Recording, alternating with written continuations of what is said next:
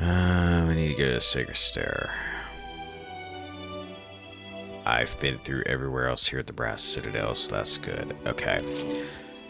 So, we'll exit out this way, but I need to go to a tavern. There's nothing here that would count for that, I don't believe. We'll go to the Gullet. We can go to the Hole.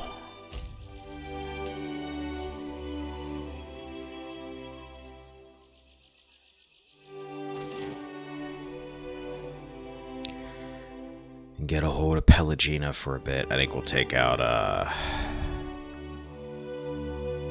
we will take out Maya temporarily, just to get Pelagina's quest.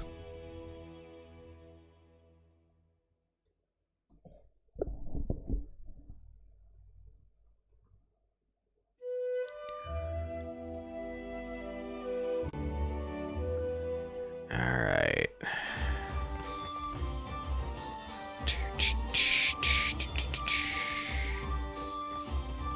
Need something? What you need? Something like the I got just the thing. That's nice, okay. Maya, you're out for a moment. Say, Captain. Pelagina, you're in. Accept. At your service, Watcher. Actually, Pelagina, oh, you have to level up. Now, let's get that out of the way. Alright, you're Arcana, and you are Intimidate. And one more ability point for this tier. Reviving Exhortation, I was going to give her that before, I think.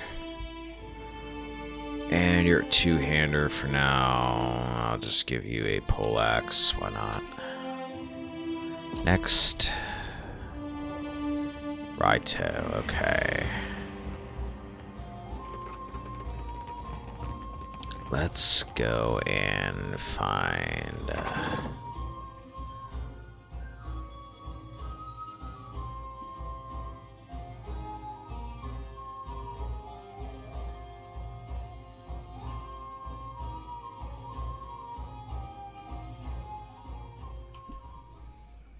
Let's go find the, whatever that area is called. Didn't take you for the romantic type, Seraphim. The tongue's got a use or for us, then I'll be a right master of each.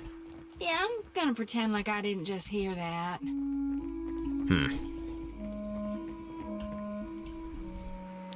Good old Seraphim.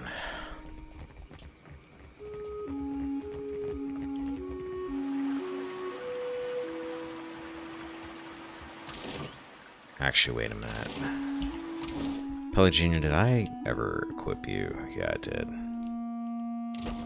Alright. These takes it. We're gonna go to the Sacred Stair.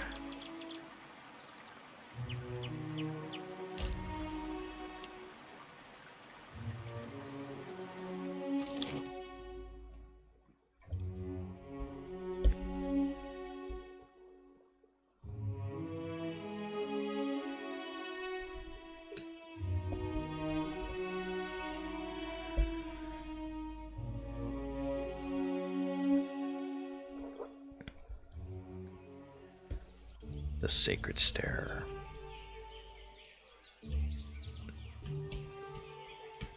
Like, are we talking about a sacred stair, or like sacred stairs, plural, or is it just one stair to sacred? Spire of the Soul Seers, Temple of Bareth. Okay, this must be like the priest area, the religious section. Hanging Sepulchres. Mogren's Temple, Road South, Merchant, Temple of Gone, Road North. Alright, let's start checking things out. I got it. Could I have a moment of your time? Of course, Pelagina, anything for you. I know someone who works in this tower. An animancer named Joccolo. I'd like to see him if we could. I'm hunting a god. I don't see why not. Agrasim. It should not take long. I have not seen him in many years, and I wanted to thank him. You feeling all right, Palagina? You sure you don't mean yell at him? When I was a girl, he visited me in the academy. He was studying godlike. Studying what was in our souls that made us different from other Keith. He found something in me. Something that resonated like a chime when he held an instrument near me. He said it was like this for all godlike. Different chimes resonating for different types. Was that the end of it? No. He told me the chime was what was causing my body to change. I begged him to remove it. He refused at first, saying it was impossible. When I told him I would kill myself if he didn't, he said he would try. No one should ever be driven to that. Least of all a little girl.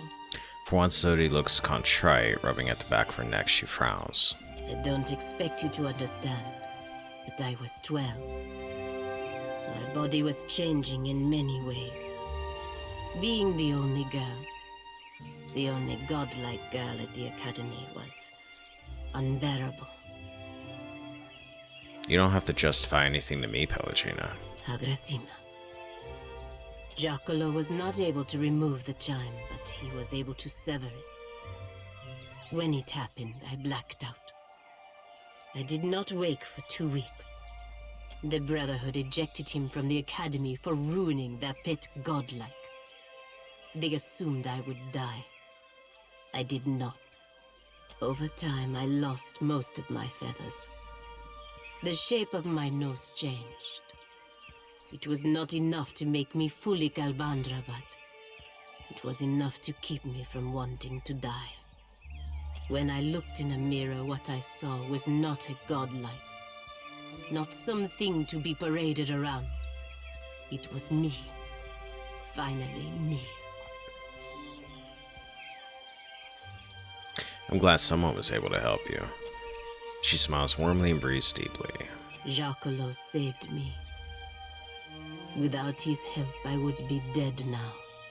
Thank you for understanding. If we can speak to him for a moment in the tower, I would be grateful. Sorry, had to sneeze. Alright. Let's go see what we've got here. This fine early morning stream. I kind of like streaming this early. It's like nice and quiet and peaceful. Alright, we came in this way. Apparently I can take whatever I want from here. Animaster's hat. Animaster in the modern age. We'll take that. Take the money. I've got it. Thick treatise on a variety of animacy-related topics cluttered the desk. This ledger contains a meticulously logged list of names, dates, and measurements.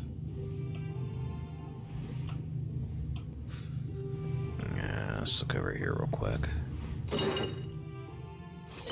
Alright. And nobody else here of note. So let's go upstairs.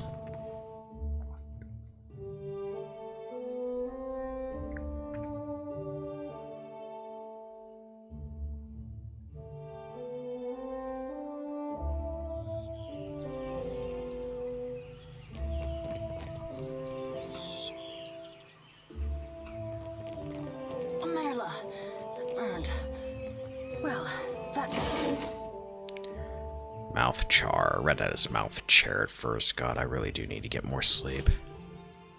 Living steel on a pry bar.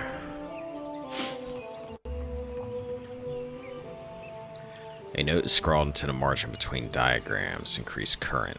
Lightning.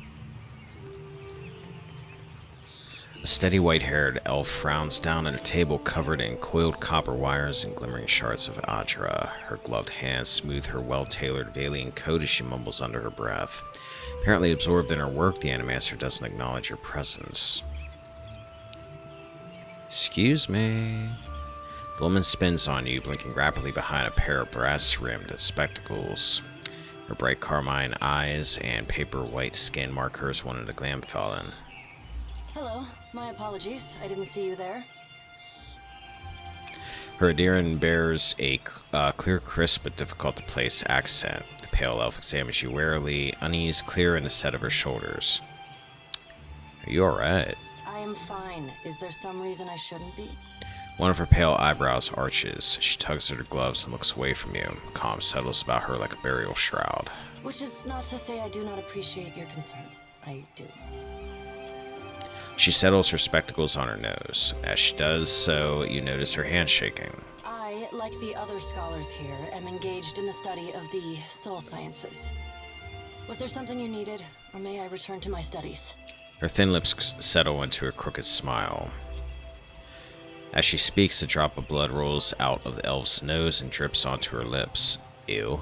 She pulls a handkerchief from her coat pocket and wipes away the blood without a word.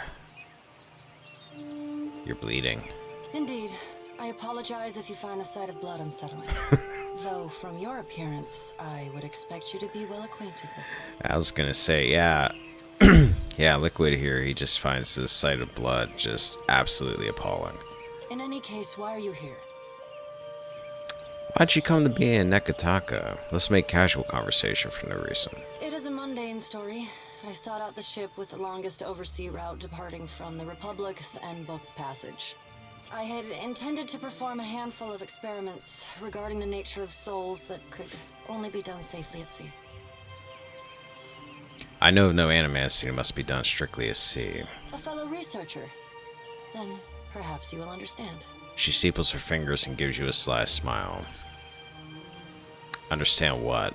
I've long been fascinated by the nature of entropy. Nothing is unaffected by the passage of time, excepting souls. Supposedly. She smirks. Is it not possible that repeated reincarnation damages a soul? Could the process of reincarnation itself be responsible for some of the many ills that plague the souls of Kith? I deduced that it was possible to escape the cycle. Escape Bareth's grasp. To remove one's soul from the wheel. These little birds flying around, because I have all the lights out right now and it's dark. I keep thinking they're like little freaking, I don't know, moths or something that got in through the door when I let the dogs out and they're flying all over the monitors, driving me nuts. I'm afraid that went over my head. I suppose I was wrong to expect more from you. Screw you, lady. She heaves a great sigh and straightens her cravat.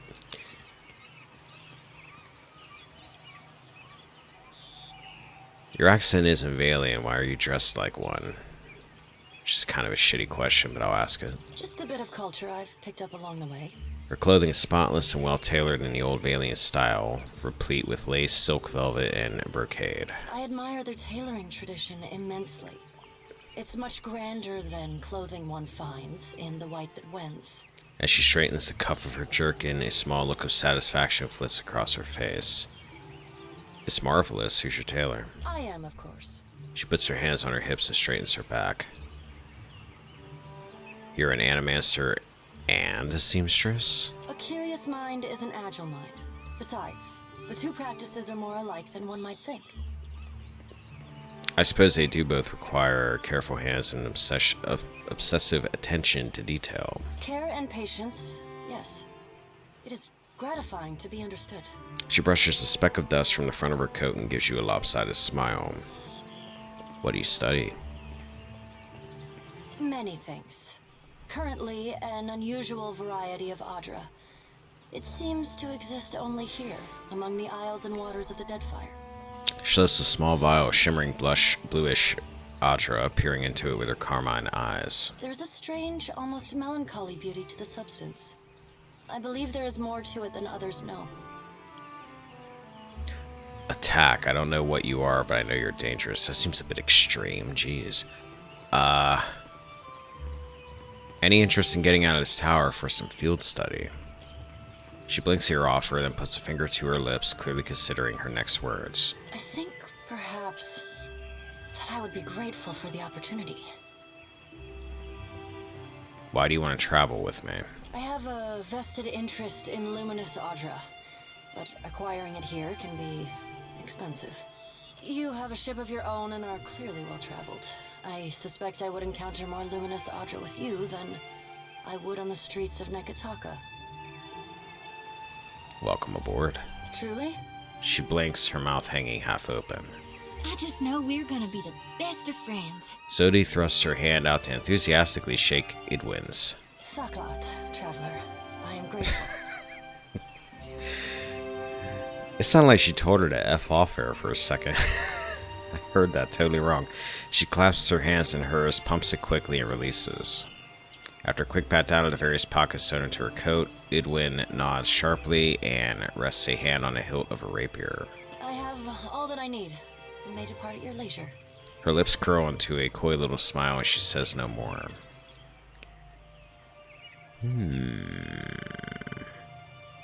Are you a side character or are you a main character? Well, let's take her. She's a mind stalker. I'm actually going to let her be a multi-class. Why not?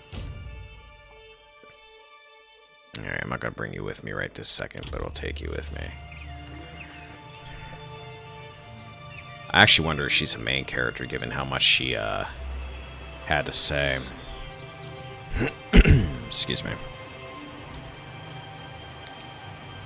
Flanon Elite.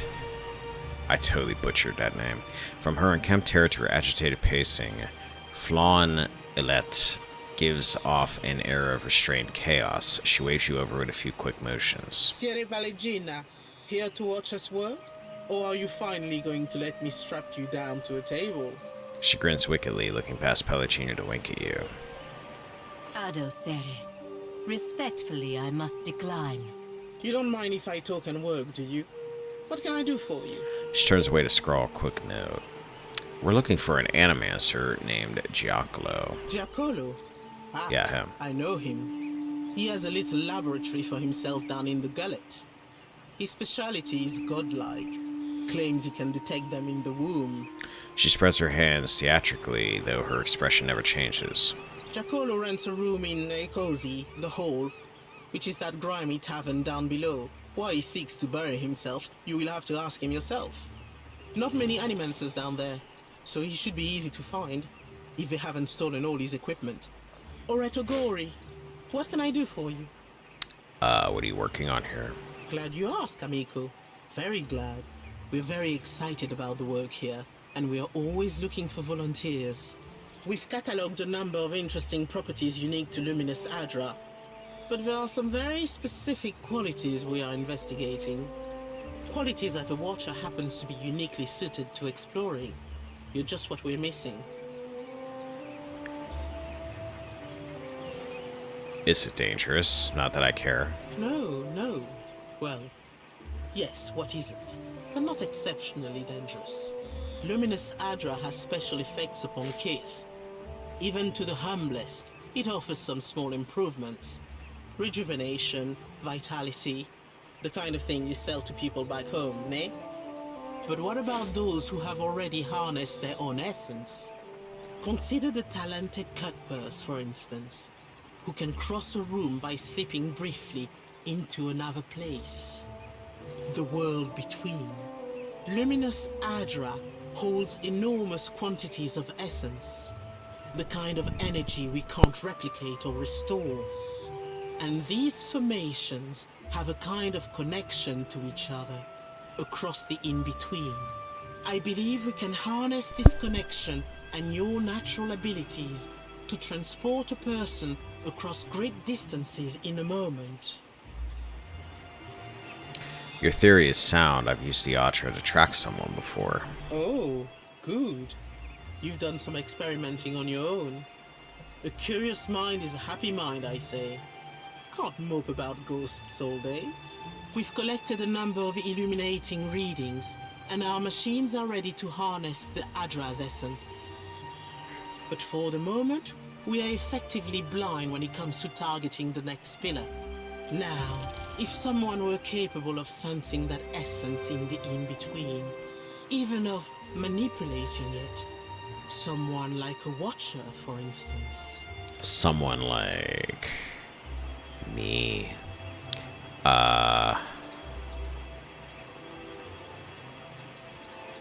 What would I have to do? Ah, well, this is a little like describing a muscle I don't have. Lee thinks for a moment, snapping her fingers as she paces a half step back and forth. The idea is for you to focus on the next connection point. The machine will use that new link between the Adra veins to create a tether, as well as provide the energy for you to jump effectively. What's really exciting is, so long as you are holding that connection open, your companions can jump alongside you.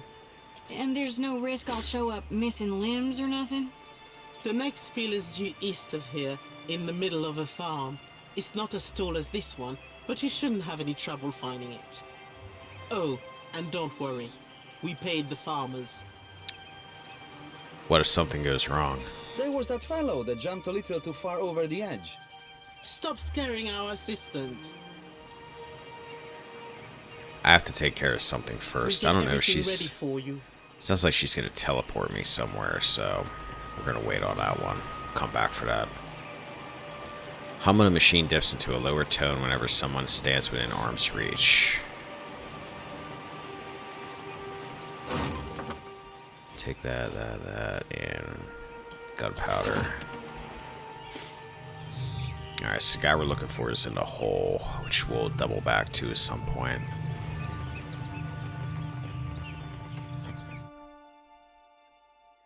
But I want to check this whole district out because this is the last district, everybody, to check out. After that, it's just quests. Many, many quests. I have lots of quests. Pleasant night to you. Is it nighttime? It looks like it's still day.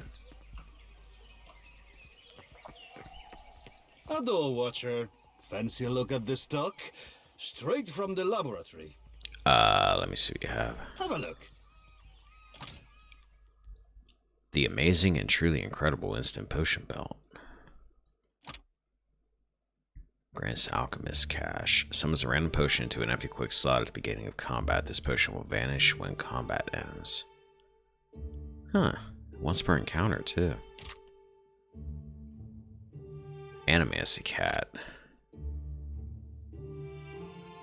Oh, it's another pet that's got a cone on its head. Actually, it looks more like a food bowl, but whatever. Cursed kettle grants hearth and home. Teleport to an ally's location. I actually could see that being somewhat useful, to be honest with you. Sodi, for instance, is getting the cracks kicked out of her. I could teleport liquid or a deer to her.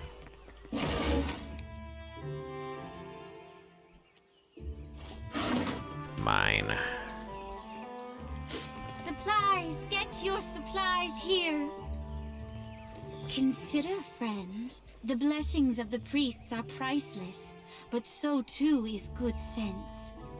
I have supplies here, so that daring travelers may live to honor the gods. Let me see what you have. You're very dramatic about this whole selling things thing. Certainly. Exceptional stiletto to magnificent escape cape. While bloody or near death, magnificent escape cape may be used to dash to safety, breaking engagement, expertly avoiding the next attack. Alright. Let's head down this way. Back towards the other side of this area, so I don't miss anything.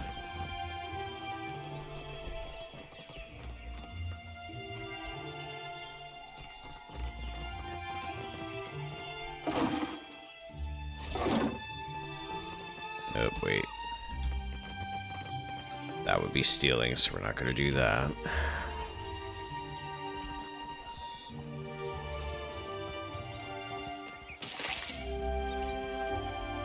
Razor Gill.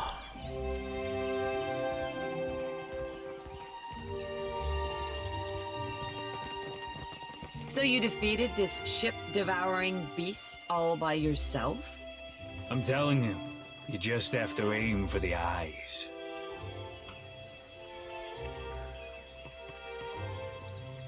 You seen the view from up here? I dare you to go inside. No! Tangaloho will eat me!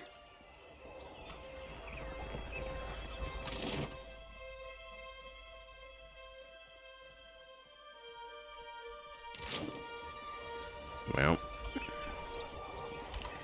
just in case, because this place looks dangerous. Even though it's just a temple of Bareth, I believe. Maybe they just are supposed to look dangerous because you know Bareth.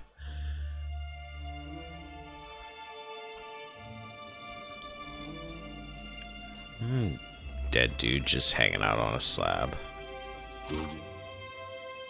I'm gonna take that. I'm gonna take kith meat. Why not? Reparu. Get used to the darkness, mostly. Long incisions along the corpse's stomach and chest provide access to organs.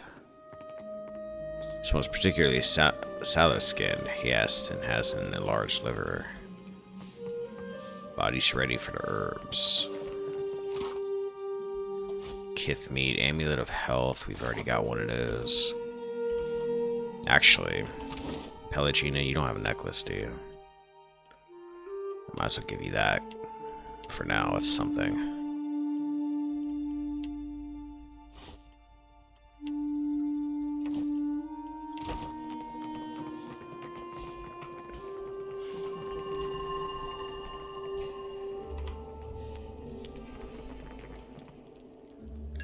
Tables hold a tale of Kahopa and Tangaloa devouring creation at the very dawn of time. An ailing Amawa priest regards your approach with curiosity. He coughs into his sleeve stained with a spatter of silvery flecks. Come closer to the altar. Come inside. The temple welcomes all to worship, most especially you. The priest peers knowingly at the center of your chest, lips curving an ardent smile. Hands trembling, he touches a length of chain around his neck. I ask only for no talking. Not until we pay our respects to Berith, to Rikuhu. Let us pray. Bow your head. Deity of life and death, the endless devourer who encompasses all existence, hear this prayer, this voice chiming. Get a little bit of brownie points with Bareth. Hey, Tenwin. Actually, I was sitting here and I was like, you know what? I don't have anything going on. So I think I'm just going to start really early today to do some catching up since I was not able to do that much casting over the past couple weeks. I beseech you, Kahopa and Tangaloa, to ready this shell for sucking. Purify my soul in preparation for the coming of the next cycle. Yeah, because it was either that or I start a retro game for like an hour because I really didn't have anything else going on and then just switched to this, but I decided no, just get into this. It's weird now because my mornings are a lot more quiet now that she's starting later. Digest all of my devotion. Swallow my sorrows, even the smallest swell, so I can be spit on the morrow. No worries, I actually kind of thought the same thing when he said that. And Rikuhu, Bereth, my god and goddess both, the eels that churn in ceaseless cycle, the new and the next, and... It's like you don't typically hear a priest say that, out loud at least. From life to death to life again, blessed be an end. Nodding fervently, he accepts your ending to the invocation. He presses his hands over the center of his chest, touching the item tucked beneath his shirt. Then raising his head, he cracks a frail smile. All right. I will address your inquiries best as I can. So ask. What was that about preparing your soul for shucking? End of the turn. I'm nearing it. Been working hard, preparing for weeks. You know, to die. Most people just like, they just die when they die. But first, I've got to leave guidance for my apprentice, the next in the cycle. Chosen to lead. He sweeps a hand across the stone tomes piled across the floor. You're dying? Been wasting away for months. Can't say it's been easy, dying so soon. I thought about stopping a few times. Why would you want to die soon? Maybe you can see. I'm no death godlike. Bereth bestowed not one in my generation with a chime. Not the next, neither. Yes, I took Pelagina there, and I got to meet that guy that she knows in the hole. Also, I met someone named Yidwin who joined me. I don't know, is she a sidekick or a main character? She seemed neat. A flawed messenger like me can't open the crypts. So my best chance is to die. Sidekick, okay. I actually thought maybe she was the main because she was awfully talkative, but...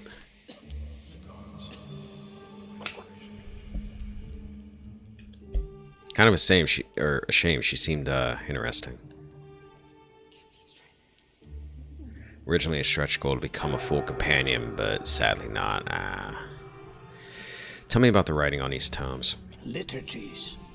Instructions for ritual preparations. When and how. Sermons.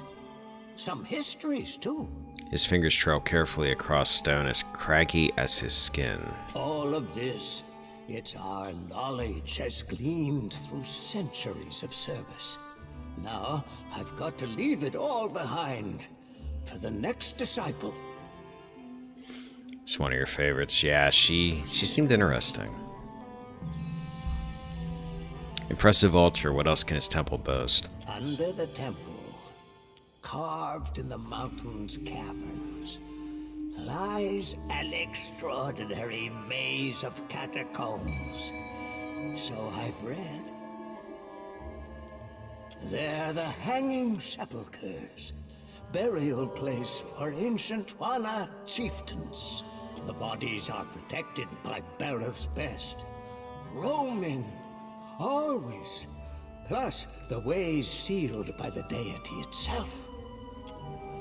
His words catch in his throat, and he curves forward in a spine-racking fit, hacking until he's flush-faced. Fumbling a goat-skin flask to his lips, he drinks until Minnow's silver liquid dribbles over and slicks his chin. Better. He wheezes, wiping a palm over his chin. The timing's getting tighter. And there is one thing before the end. Something only one touched by Bereth can do. She's linked to Beast of Winter DLC. We'll interact with her for a while anyway. That's cool. Bereth and I have a history. I know you do. He tugs at a chain around his neck. My ears. My infinity coil keeps rattling. Pendants resonating with your chime. Excuse me. Priest presses the palm of his hand to the front of his chest. He stares, scrutinizing your face. He shakes his head, disappointed. Oh, well, screw you too, buddy. The coil resonates, but it's weak. You could unseal the way, but you'd die inside, I think. My chance would be lost then. Lost with your remains. Not just anyone can escape the hanging sepulchres. Alive.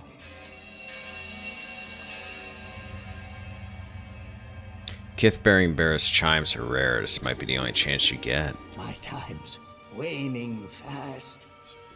Right you are on that. He sighs, wavers on his feet. He releases his grip on the pendant with a feeble nod. I'd best not let this chance pass. There's a sacred text. The eulogy to Isaiah. It's been buried in the catacombs beneath the temple for centuries, next to his champions.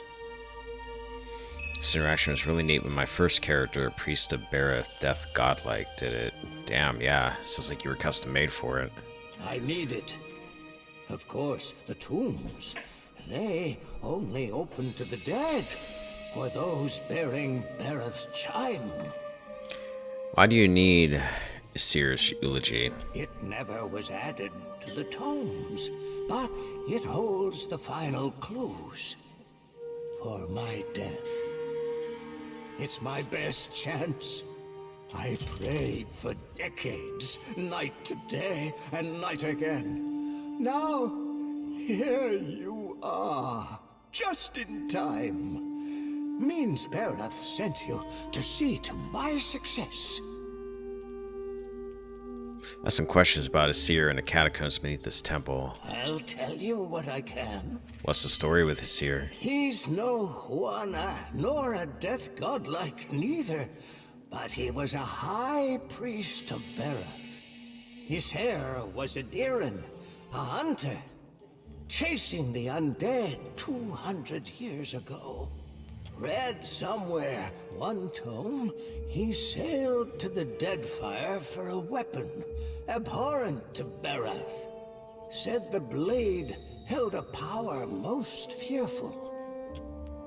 Priest's face flushes with fervency. His voice rises in volume as he speaks until his breath catches, and he doubles over into a hacking fit. Isaiah fought hard for it, won the blade, but suffered grievous wounds. Bareth kept him alive till he could make it to the temple's catacombs. His champions were the ones who wrote his eulogy. Later, they were buried in the sepulchres too. How do I enter the catacombs under the temple? You've got to go outside, on the lower walkway. Doors sealed up tight, though. Priests before me, all death godlikes could open it. Door requires a coil, resonating with Bareth's chime. But I haven't met a death godlike in my time. I'd like to know more about the hanging sepulchres. They're from the long-forgotten time, when there was only Juana living in the mountain. They got carved in even before the temple sprung up. Before there was Nekataka or a queen. They're well guarded, because not all of Bareth's dead like the rest in their graves. I've heard enough for now. All right. But there's something you've got to know. Or I guess I've just got to say. The priest bobs his head. From beneath his shirt, he untucks a stone-carved circlet in the image of an eel. Pendant vibrates on the length of his chain, thrumming harder the closer he holds it to you. You're my best chance. Or only, maybe. Take the coil. It'll open the crypts. Bring me Isaiah's eulogy, and I'll teach you all I know of Bareth's arcana. You mentioned something about undead in the catacombs? The dead, with their souls, they roam still. The ones who were chosen by Bareth.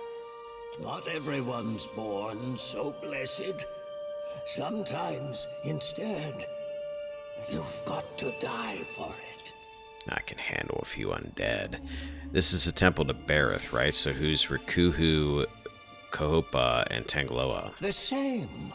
Your word, Bareth. Our word, Rikuhu. We worship the twin deal.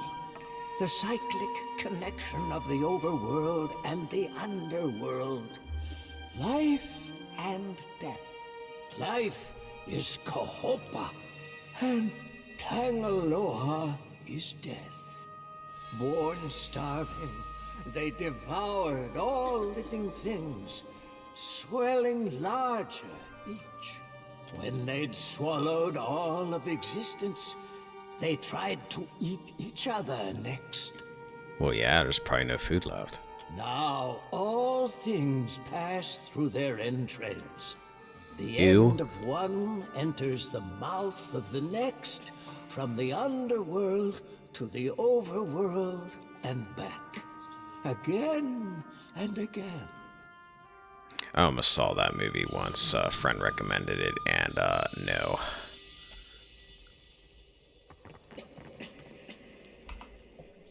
Alright, so obviously I can't steal from the doodad there. Settles here. Looks like it.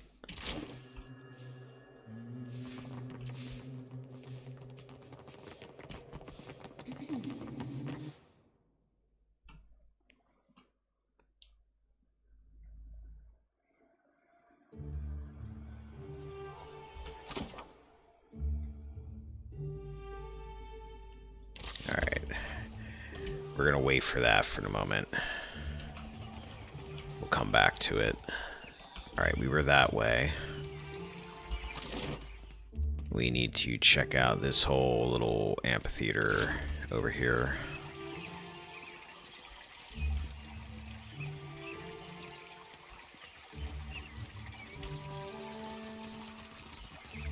There's nothing down there now.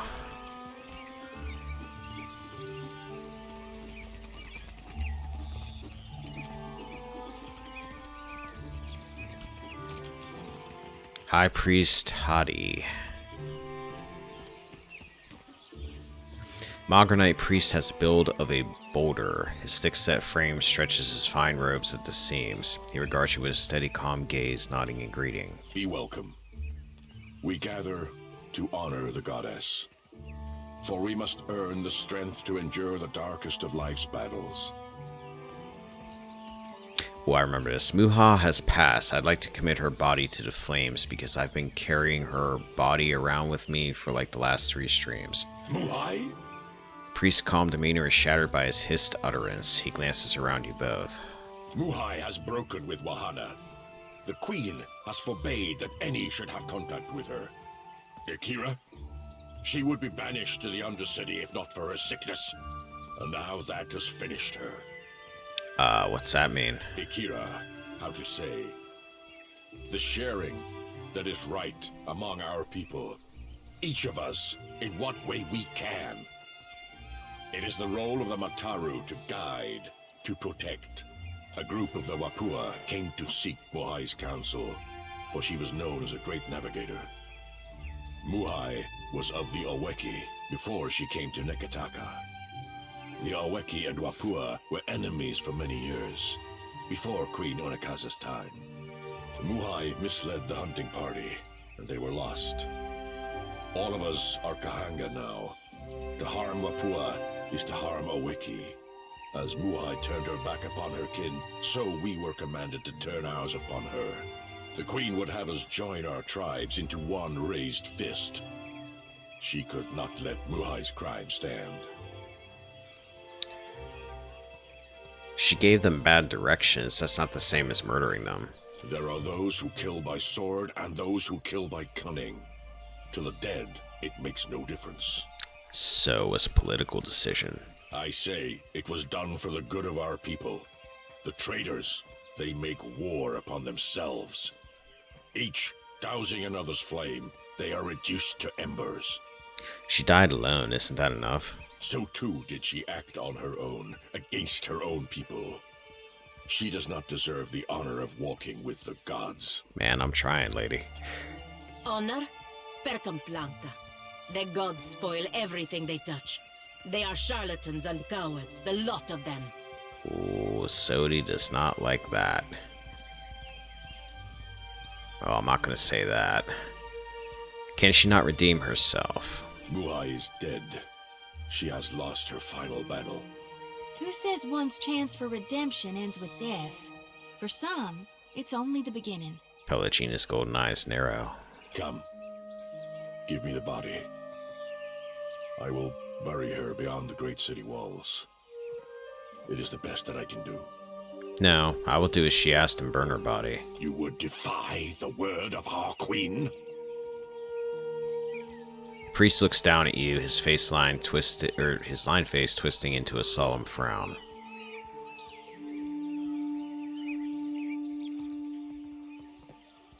Dump the body in a fire. You heave your grim burden into the brazier, where it lands with a scattering of embers. The body burns with a natural swiftness, and the flames reduced to ash within what seems to be mere moments.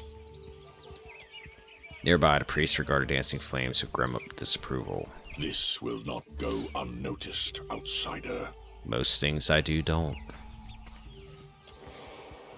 It is done. I can feel it. I am certain of it. My essence returns to me.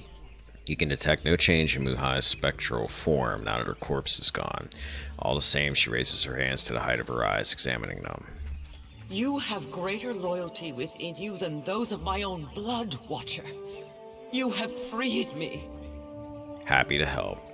It was your last wish. I'm totally cool with doing that. When I was yet not too sick to rise, and had hope of leaving the city, I hid away a jewel with which I could buy passage. Climb the temple steps and search among the pillars. You will find it behind a loose stone. Okay. I will not sail again. Perhaps you can make use of it. I will find my way from here. Amira's winds blow sweet upon you, Watcher. May you always find what you seek. Excuse me. Each obstacle is a challenge we must answer. These are whetstones that sharpen us into fine blades. This is your temple? Akira, rain and wind is a better teacher than any priest. A fighter accustomed to comfort earns only bruises. I didn't expect to see so many foreigners at the temples. It is an opportunity to learn. What good is a fighter who knows how to defend against a single enemy? If we must one day fight one another, such is Magran's will. Magran and I aren't on the best of terms. Do you believe so? It is not in might alone that Magran holds influence. There is purpose, conviction, achievement. You may honor her in many ways.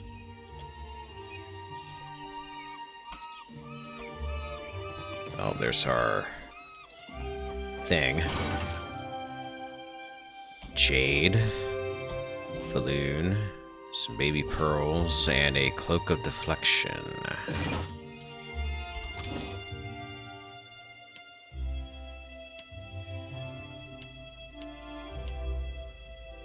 Oh, winter stash, okay. Who's not got a cape? Liquid, we're gonna give that to you. Pelagini, you can have a normal cape.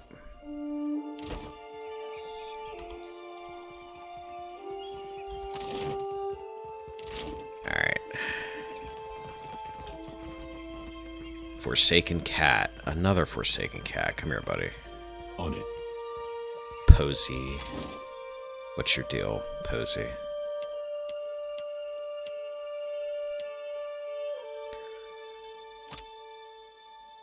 +1 to all fire keyworded power levels. And you also gain a reflex bonus. But for now, we're keeping Jaws, because, you know, Jaws. Whale's Wind. Rice Wine. There's a guy over there to talk to in a second. Grab this. Oh, apparently I gotta go around to get to it. You find a man of middle years inspecting a metal tool unlike any you've seen. He has several similarly strange items on his belt, all quite clean and orderly. They look like the tools one might use to pull a tooth or shoe a horse, but much more delicate. He wears pristine, cream-colored robes. The muzzle of an arquebus is visible just over his shoulder. His eyes brighten when he notices you. The man's robes shimmer with a faint trace of arcane energy. Glyphs stitched into the hems and sleeves seem to be the source of the effect. A good day, traveler. I see you've taken an eye to my instruments. If you've any interest in the medical sciences, you need only ask.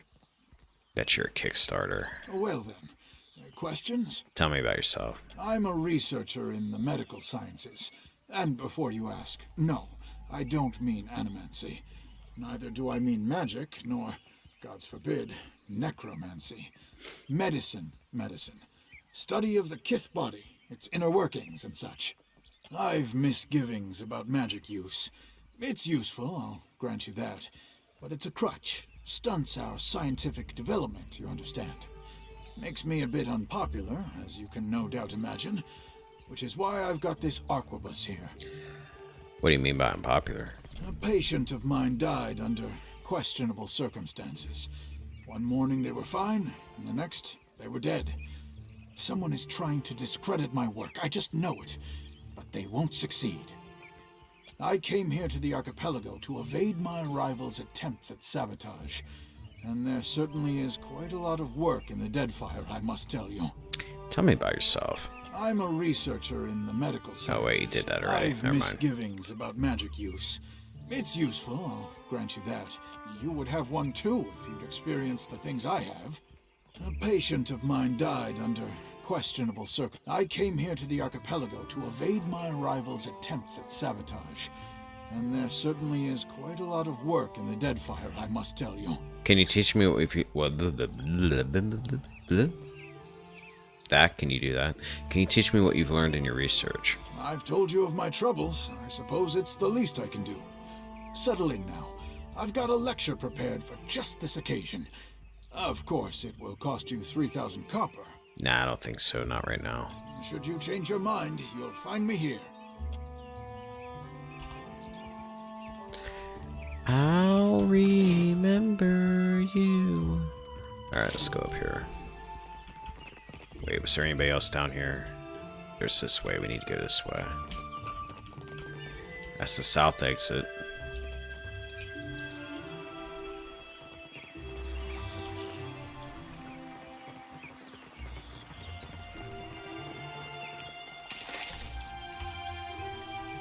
The TD route. River Reed. Gone, shed light upon my path.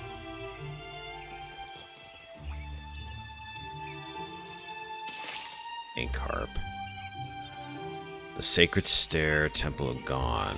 Let's check out the temple.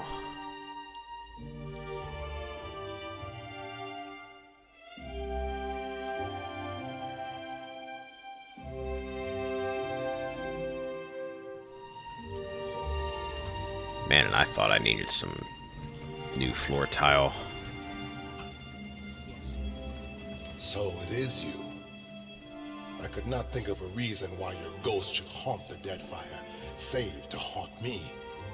And that smacks of arrogance. The Dark smiles crookedly at you, something that causes a soldier beside him to regard you with bemused curiosity. Sister. Dark turns towards Zodi, bowing her head. Blushing, Zodi tries not to preen. Adir gives a nod and a wink. Dark gestures, and a soldier turns away. He steps in closer towards you, as if to share a conspiratorial whisper, but you notice that he is looking elsewhere, behind you or around you. And why do these spirits follow you? More blood on your hands? We were never friends, I know, but when they told me your keep was destroyed, I was sorry to think that you were dead. Who the heck is a Dark, and why don't I remember him?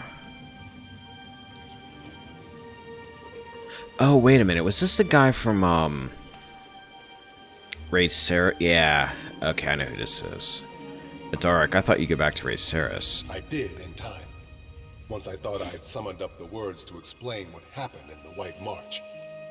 None of it made much sense to the Regency, but my men stood by me. If I was mad, so were they.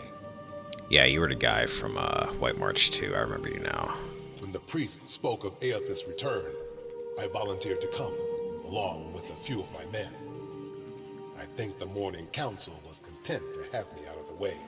That's putting it all very simply.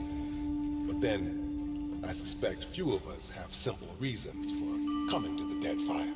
He regards you expectantly. I'm tracking down Aethys. So, His appearance has renewed your faith as well. I think for once I am content to wait.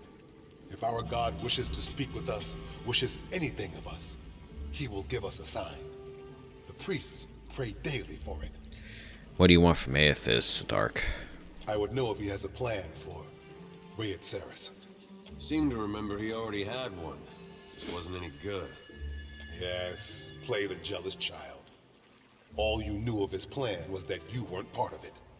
Aethys had something he wanted to get done, and he chose Raid Ceres to pay the price. Yet here you are, begging for more. Say what you want about dear Woodens, but at least they got a will of their own. Oh, snap.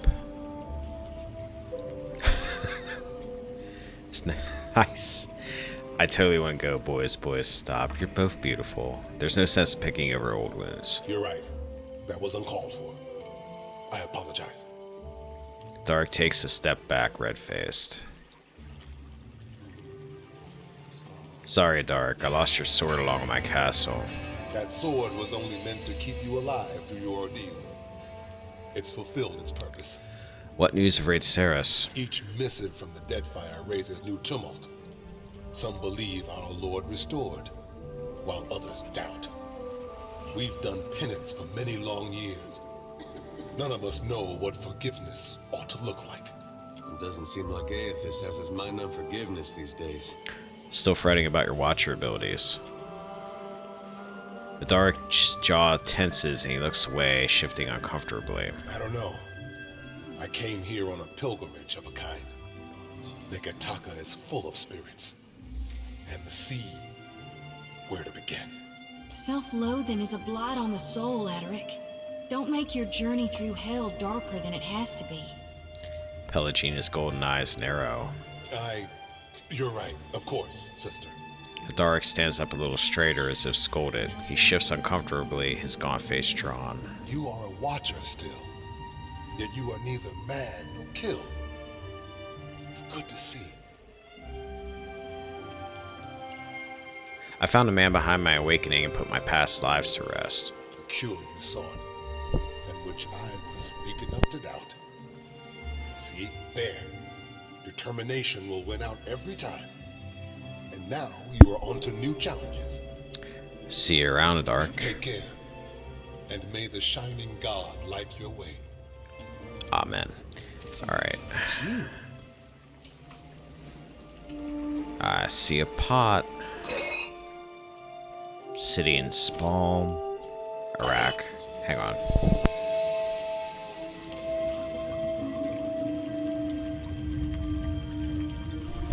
Okay. Here's where I do the ritual. Right there under the statue of Gon. In front of everybody? Gon hears your prayers, surely as I do. Dream journal. The writing on this tattered scrap of paper looks like it was penned by someone still half asleep. Have you ever had a dream so real that you wanted Aethys so badly that you would do anything? A line is drawn through the writing below, which his author has scrawled, "No more cheese before bed." Aha. Keep that for safekeeping. Hey. Oh, there you are. I can't believe it. Is that really you?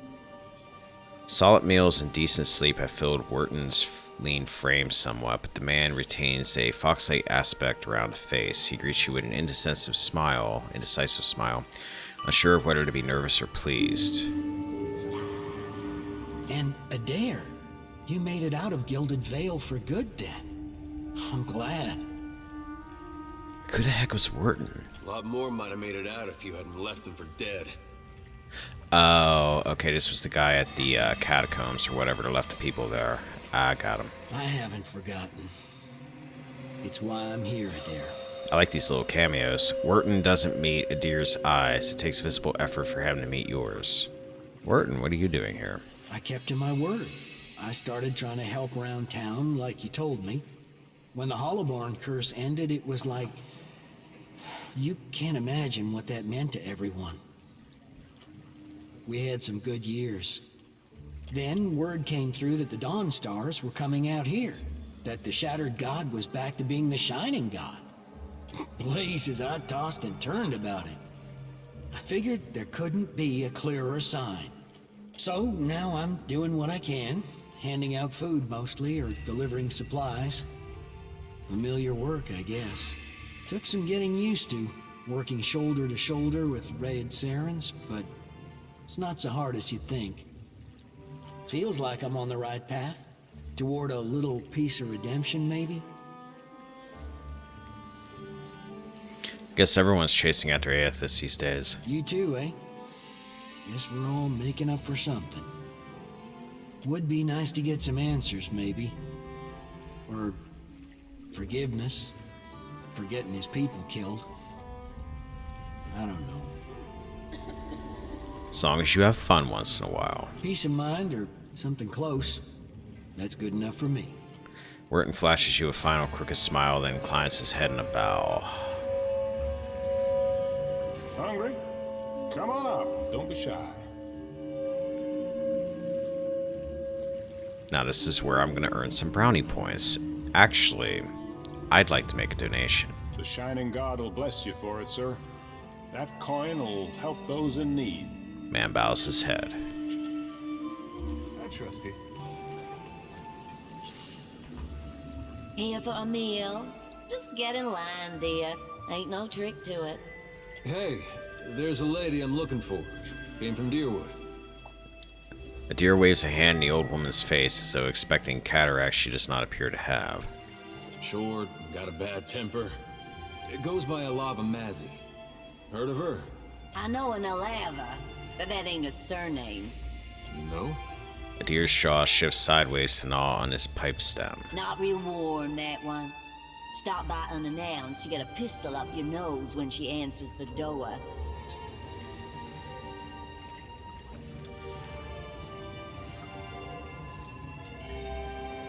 I imagine settlers have to keep their guard up around here. Yeah, that's her. So, she's living with her, husband, then? Not that I noticed. A deer exhales a surprising amount of air. Huh. Must be laying low. Just that boy of hers. The deer's body goes perfectly still as seems to waver in the breeze. She's got a son? How old would you say? Like a little boy? Groaning, Zodi pulls her hair forward over her face as if she can hide from the moment. Oh, this is getting good. Oh, I couldn't say. It's been years. He must be a young man by now. Wow, that's something. Well, thanks for your help. Don't you want to know where to find her? Yeah, I was just about to ask. She's in Hasongo, last I heard. Got a little plot of land out there. I guess we'll look that way then. Much obliged.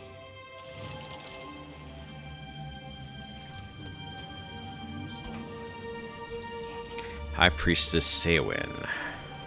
As you approach, Wood Elf straightens over an altar to Gon. Her robes mark her as a High Priestess.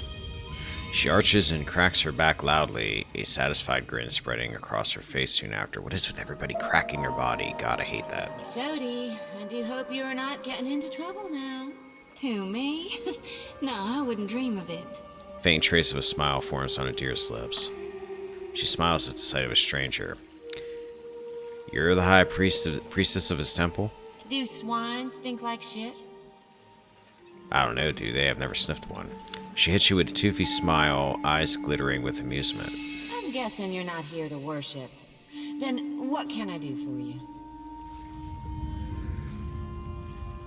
A deer is a daddy.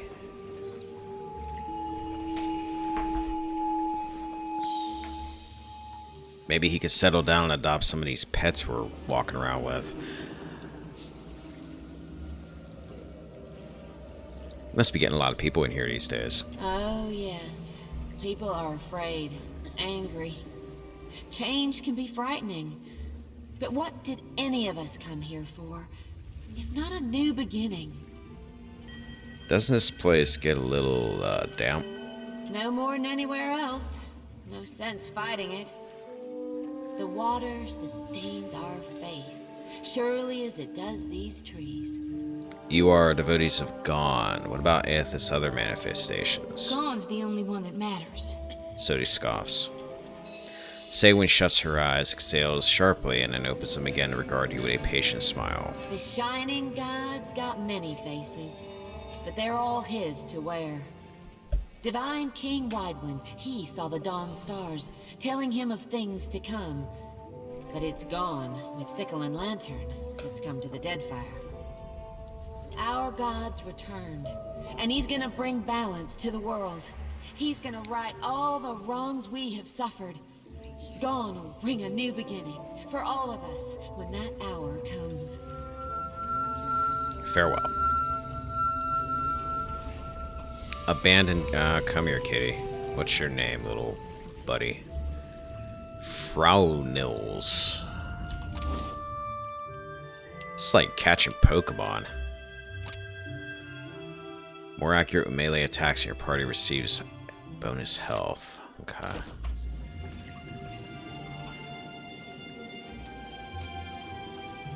Offerings of fruits, bread, and even wine have been set here for the temple.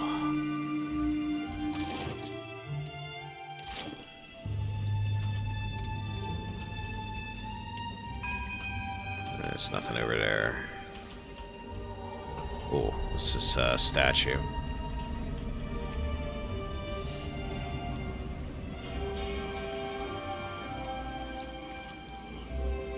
Rubbing the back of her neck self-consciously, Zodi casts her gaze to the side.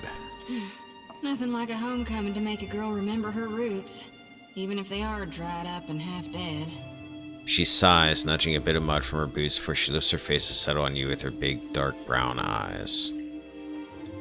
Sometimes I wonder if my brethren don't think I got black ichor running in my veins. They just don't know your value. Why are you so fond of me, Watcher? Makes me think untoward things. Gives me notions I don't need to be getting. What kind of notions? I can't risk straying when I got a duty to Gon. Came here to cleanse your soul. Alright. Yeah, I'm ready. I've done this before, but never with such a full lantern. You may want to stand back. The experience can be somewhat intense. God will bring balance to the world.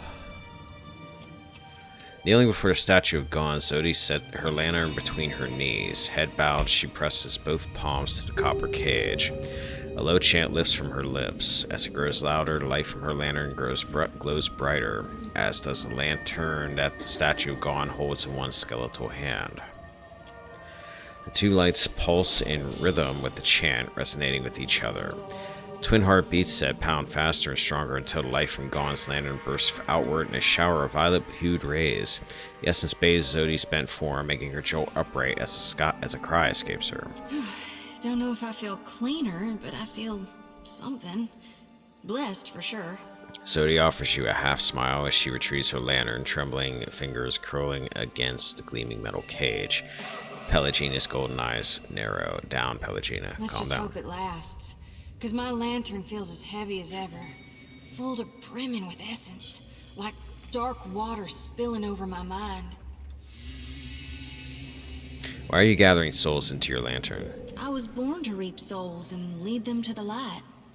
Now with Aethys dead, and these dire visions, I think I need to shield them from a hell gone dark. But the more I gather, the more my mind turns to tatters.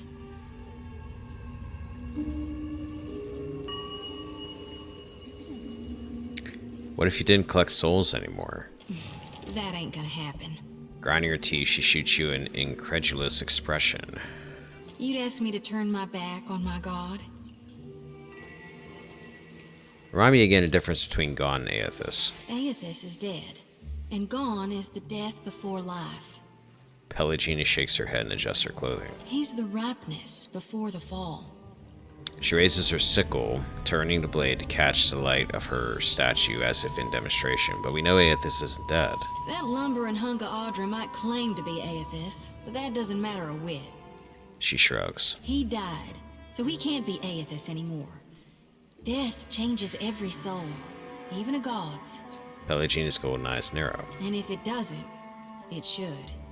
The Dawnstars are all about goodness and life. Why are you so concerned with death and darkness? Why do you think the god of rebirth held an aspect of death within him? You can't have life without dying. Pelagina's feathers ruffle as she lets out a faint sigh. Pelagina, like, go find some food or something. There ain't no beginning without a prior ending. Ain't no day without night. No spring without fall. Go check out that tree over there. That's neat looking. You can't grow crops if you never harvest for seeds. Let's be off. I'll be right behind you. Watcher, I was wondering if I could run something by you. What's on your mind? More of a who than a what. You might say a certain Aethasian who sometimes eschews the light, but's got a kind heart and a good head on his shoulders. Her cheeks pinken. You and Adir seem to be getting along well. You reckon so? She slants you a sly grin. I mean... Gaze downcast, Odie sighs. The tip of her tongue, a peak of dusky rose, dabs at the corner of her mouth, leaving a glimmer of wetness. He's a right fine fella. Kind, too. But a little old. He's freaking ancient, are you kidding? Hands off Adir's mine. You care for him, don't you? I do. I tried not to, but I can't hardly help it. She rushes through the confession with a soft blush and nod. He's just so considerate and nice. If not to me, then everyone else. And he's so darn big and strong. I know my pa would have liked him. I think in every conversation you two have had, like, while everybody's idling, he's been a total dick to you, if I remember correctly. Problem is, I think he doesn't much like me, Watcher. Why would you think that? Aside from the fact that every time I talk to him, he shoots me down. She grins crookedly, somehow looking both abashed and amused. One night, while everyone was sleeping. Adir seems pleased. Is Adir, like, listening into this? Go on. I might have borrowed a bottle of rum and shook him awake. I thought he'd be more open to talk by the light of my lantern. You know, if it was just the two of us. He looked at me like I was a scorpion that had crawled into his sleeping bag. Adir points affably approval. Hands on his hips, Seraphim grins. What should I do? You'll help me, Watcher, won't you? You should probably pester him to talk more about Aethys and the Saints' War or his dead brother. Give him enough time and space to come around. Excuse me. Sodi chews her bottom lip for a while before exhaling a quiet sigh. She hums something that sounds like, mm-hmm. I'll try my gone darnest. I can promise you that. I just... Gone darnedness. As if unable to help herself, she beams you a bright and hopeful smile. I hope you're right. Tell me what's on your mind. I'd like to know what's on your mind. She toes at the ground, scraping one boot back and forth. Her shoulders rise and then fall in a hesitant shrug. Actually, forget it. Forget I ever thought to bring it up. Yeah. Seriously? Never you mind, Watcher. I mean it. Muscle ticks around along her grinding jaw, shoulders square, she sets off. Yeah? Yeah, I think she's gonna be my romance option.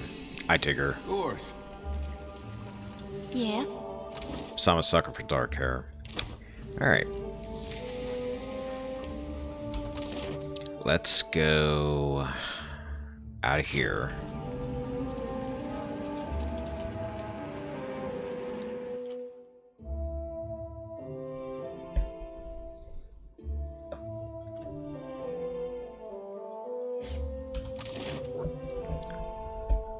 So, how would you be saying Barnacle asked Bilge Swallow? I would not. But were you to be saying it, how would you? I would get a pirate to do it by grabbing one and sticking a sword up there. Aye, ma'am, understood. Forget I asked. You know how I've been saying there's nothing more important to me than us freeing you from Barrett's bonds? Well, I meant that. I did.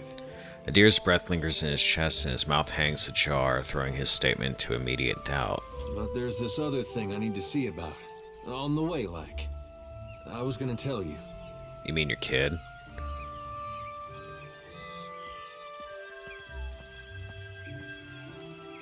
It's only fair. I'm glad you see it that way. This thing with the gods holding your soul for ransom, we're still gonna take care of that.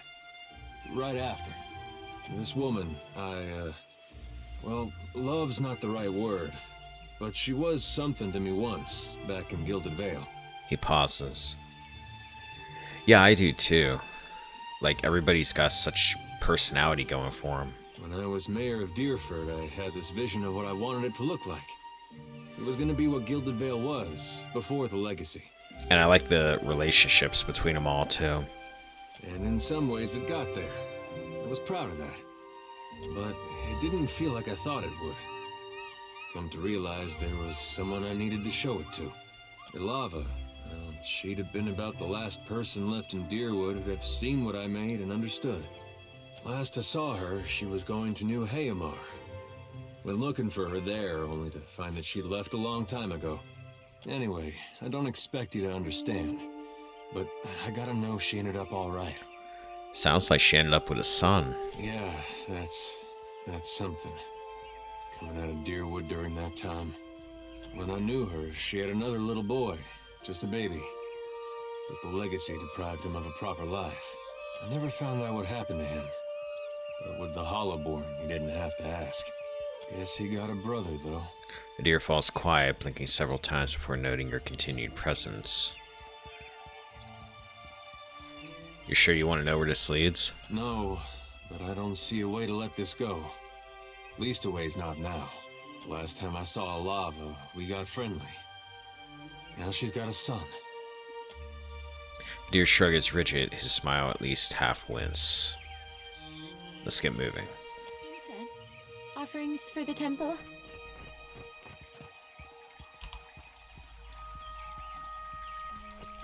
Shining God, light your path, stranger. Can I interest you in any of our wares? We gathered what we could. Much of our coin goes towards feeding those in need over at the temple. Let's have a look. Thank you, sir. Necklace of fireballs. That casts fireball, I'm assuming. Yep. Boots of speed.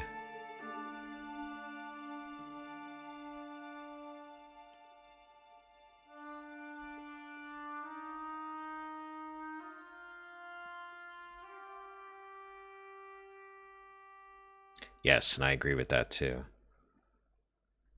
Like, I totally like how everybody's voice acted for the most part. Not even just because I don't have to read as much, but everybody's got more life to them.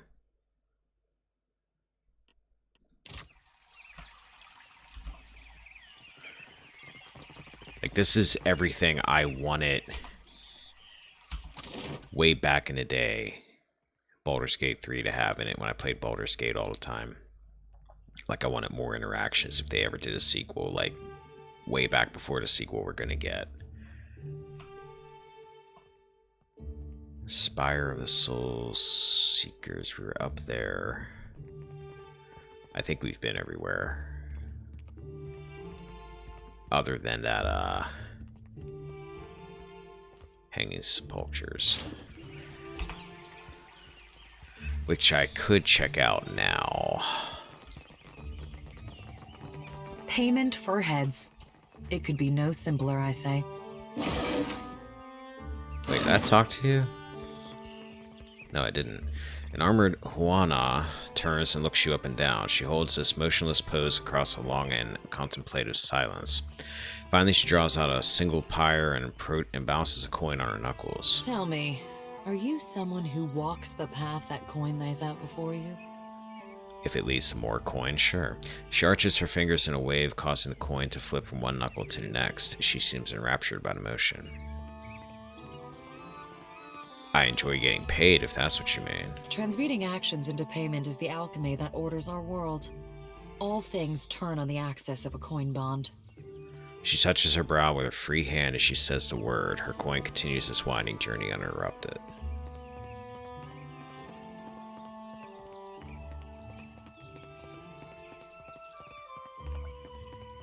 Yeah, see, I can't believe it was a financial failure either. Like, a good sequel to me is one that improves upon the original in almost every way, and this one did a damn good job of that. And I like the first game, but this feels like an upgrade. You know what I mean? It's not taking away from what the first game was and turning it into something else, but it's taking the good things from the first game and it's building upon it.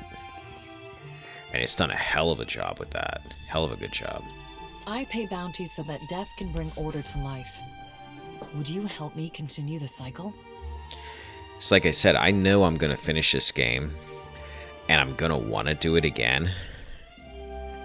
I'm going to get that feeling where I want more. And not every game does that, but I just get this feeling this one's going to do it just because there's so many different ways to do it. And there's so many different things that I know I'm not seeing because I'm not taking... Obviously, I can't take every character with me.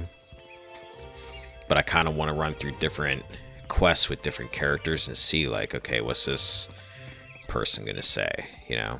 How's this person going to interact with this person?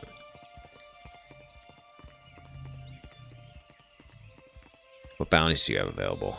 If you would forge a coin bond, I know of people on these islands who must die. Their fate is already decided.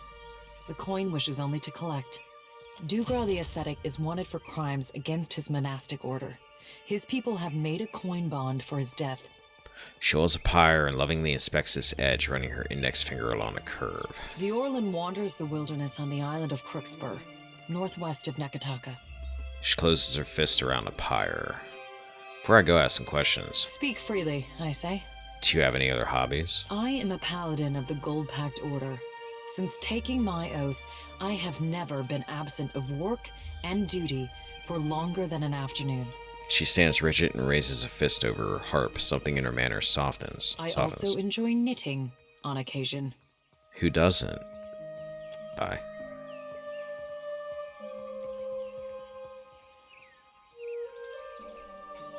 Speedra progressing would have be released before you are done, so you will have more reward content when that happens. Well, I think I'm gonna be able to keep a brisk pace with this now. Like, I got a couple days next week I'm not gonna be here, but after that, I think I should be here casting more often. And actually, what I might do, because I'm not gonna be here Monday next week, and I'm not going to be here Thursday because Ruger's got an appointment in the morning. But what I might try to do is pop on earlier and do a stream then. And then that way I'm not necessarily losing a day. I might only have a couple hours, but it's some progress. So I'm going to try to make something work with that. Right now I don't have a ton going on. It's just other stuff that might pop up.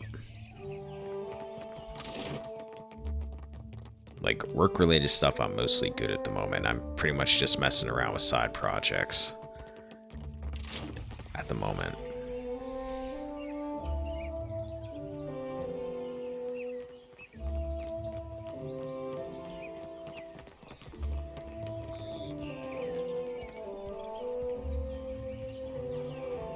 Be happy I didn't go with turn-based mode. I seriously adds like a solid 40 hours to the game. Yeah, I heard actually from a few people don't go with turn-based mode. I don't think I would want to do turn-based mode on a game like this anyway, because I'm so used to doing this in real time with pause. Because it feels like Baldur's Gate to me, so I'm used to it. Wonder how bad this place is. So I might try to do this while I'm here. On it. The winds whip violently along the cliffs below, carrying the sound of rustling trees with them. 100 hours turn-based is like a solid 140 to 160. Jesus, yeah. Yeah, definitely not doing turn-based then. A massive door looms before you. The edges are sealed so tight not a breath of air escapes them. Religious runes sprawl the length, carved deeply into pitted stone. Inspect the door. Sodi. An elaborate etching spans the stone's width, carved faintly beneath several runes. It depicts a small crowd praying to a pair of giant eels that have coiled above a large door. The Mawa priest holds a disc near to the door's face. Continue.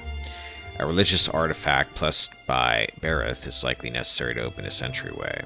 Hold the eel's coil up to the door. As the eel's coil nears the door, the stone-carved circlet rattles in your hand. Wisps of your soul essence encircles the coil, then reach outward. The tendrils curl around the door, towards the door, touching it, soaking it in a purple glow. A murmur like Bareth's own welcome whispers up from under your feet. The door begins to slide open, grinding down into the ground.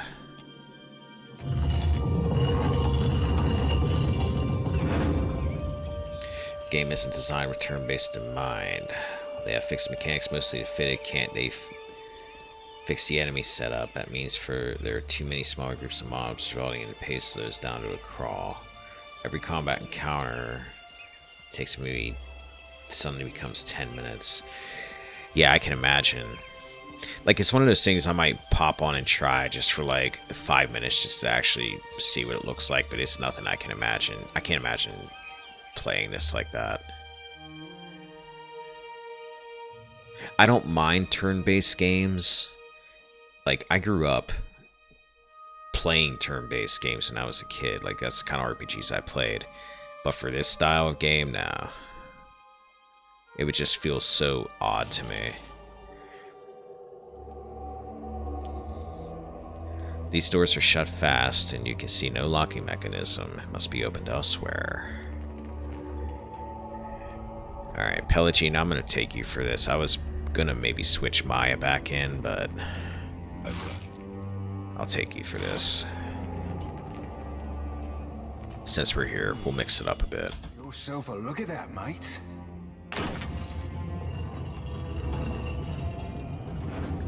Tis a hidden room.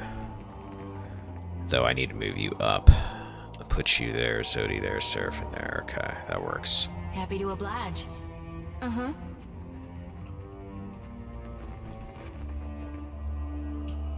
A shortcut, maybe. Money, a bone, some flesh. Gauntlets of Discipline, only usable by a fighter, +2 max discipline. A deer. Fine large shield, a deer. Exceptional mace, a deer. Let's see, you have gloves already, +3 accuracy. Alright, we'll give you this instead. Pelagina, we'll give you the gloves. A deer. You already have an exceptional large shield. Actually, you have this is a fine large shield. Let's give you an exceptional mace instead of the regular mace. And I'll give you a fine large shield instead of your fine medium shield. And we'll put that away for a moment.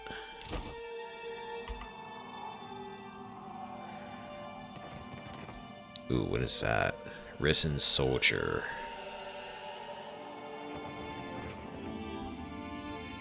Hey. It's as good a time as any to kill it. Mm-hmm. Uh-huh. What do you need? Hello, Mr. Risen Soldier. Mo. Just let it come to us. There we go. Okay, you guys are probably weak to, you're immune to Pierce. Pelagina, what do I have you equipped with? Oh, you've got a... Okay, we're switching you over to that quarterstaff. I got you. Blunt weapon. I'll be more than half handy, alright?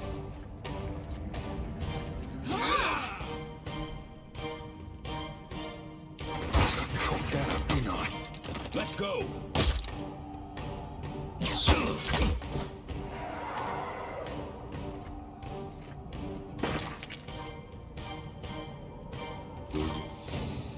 Exceptional. Oh man, you were well equipped. Exceptional breastplate, exceptional shield, exceptional sword. Take that. Take the sword. I don't think I have anybody using a sword right now. Seraphim might be using one as a melee weapon. I don't know. Let me see. A deer.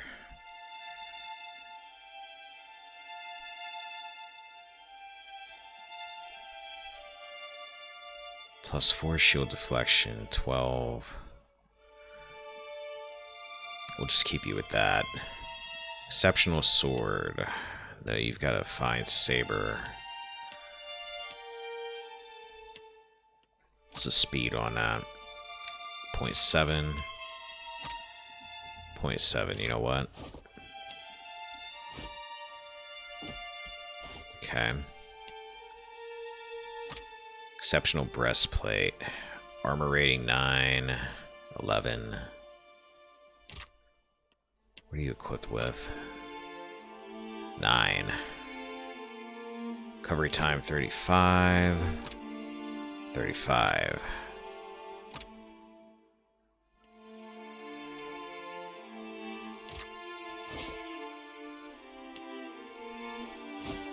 Skip at the liquid. And this, Pelagina, what do you have going on? 9, 9. That has additional stuff.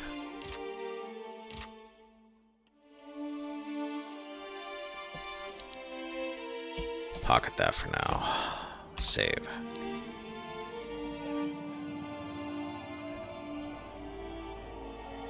Skeletons take extra damage from crush damage, or rather rarely if you ever have any defenses. Against crush. I actually forgot that a deer has a exceptional mace. Come to think of it, Something I can do? if we're running into more of them, I'm gonna have him use that. Keep your eye open. Bear trap. Another trap.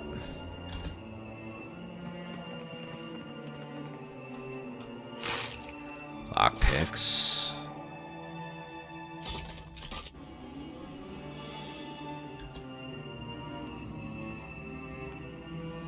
Did you get it? There you go. Yeah? That's why the shortcut was here, to take you around the traps.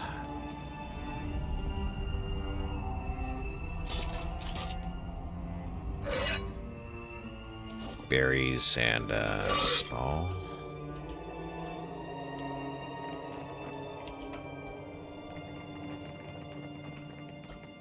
My fingers be fat and furry. Easy breezy.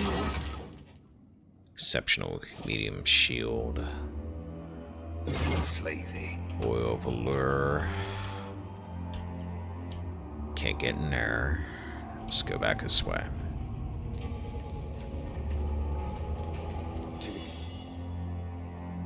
Trap, man, he's pretty good detecting that all the way from over here. It's down here.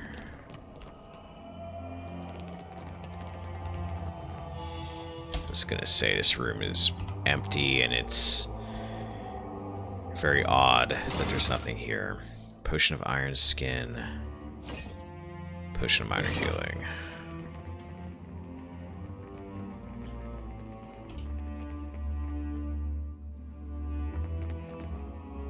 Let's get this trap in case there's something in this room. It comes looking for me. Nothing there. Enemies. You are a risen armsman. Alright, Adir, switch over to your mace. Pelagina, you got your quarterstaff up. Liquid, I'm actually going to have you switch over to this thing.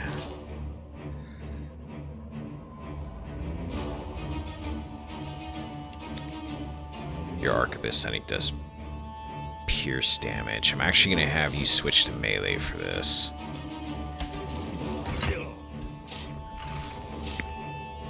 We got company. Risen champion, risen mage. Alright.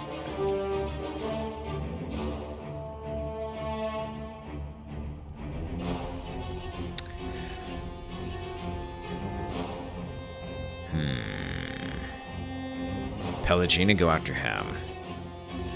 Adir, go with her. Sodi, go after him. Liquid. Priest. Seraphim. Head over this way for a minute. Go at that priest.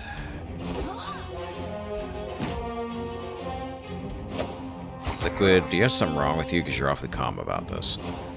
Crippling strike. Hobbled. That's what's going on.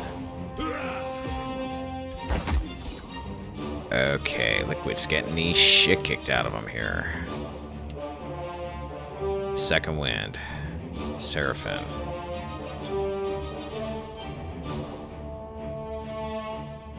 Pelagina. Sodi. I don't know how close you are enough to do this.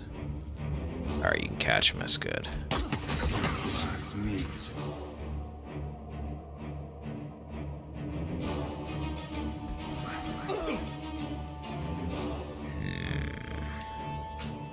Pelagina.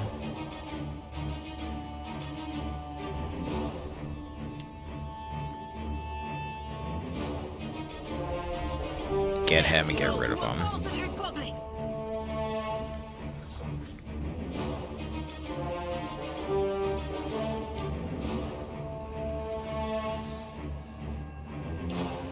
Circle protection right there. Liquid.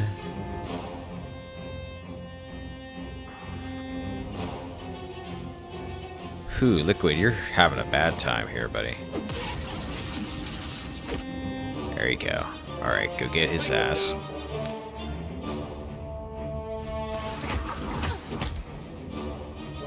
Blood Frenzy.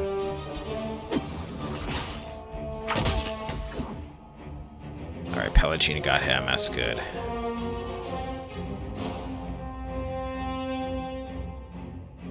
Get down here and help Sodi, as much as you're probably not going to like doing that.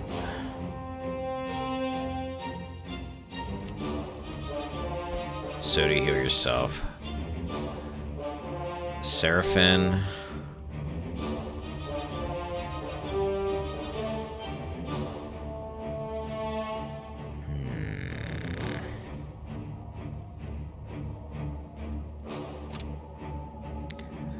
Soul Ignition. Get this priest. Sodi, heal yourself. All things must come to Shit. Pelagina, quick, do something. Wait, is that a deer I moved down? Alright, that works too. That's fine. Mule kick. Get him down. Shit, Sodi's dead. Alright, kill him. Pelagina. I will make this work. Wrath of the Five Suns on him.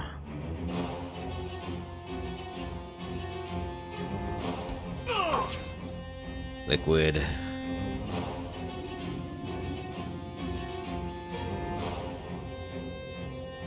Let's call for some help. It is no use. I cannot. Pelagina, what the hell? Is this something up with you? Get him. Hi, guys. Can you tie up these fellas for me for a second?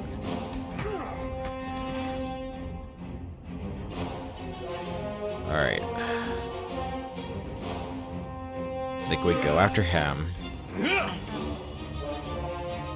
Actually, before you do, heal yourself a bit. Pelagina.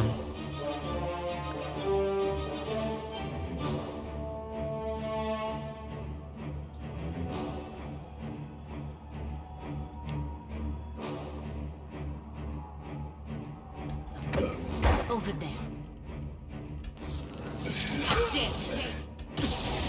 Alright, guys, we can do this. Come on, Seraphim. Don't die on me, second wind.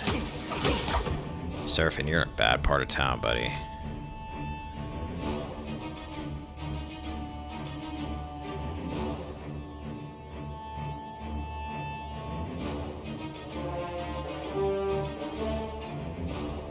Man, are my drakes gone already? That sure didn't last too long, did it? Liquid, you're dead. Shit. Whoa, what the hell are you guys? Oh, tentacles. You must be using that spell. This ain't gonna work.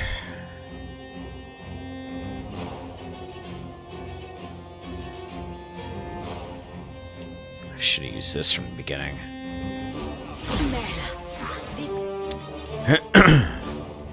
Vigorous defense. I think we're screwed here. Alright, dear, can you somehow pull this off by yourself? I doubt it.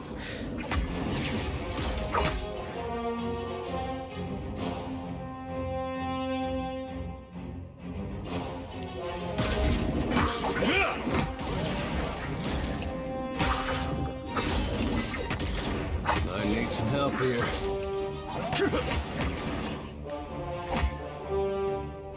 Yeah, this ain't gonna happen. Alright, let's reload.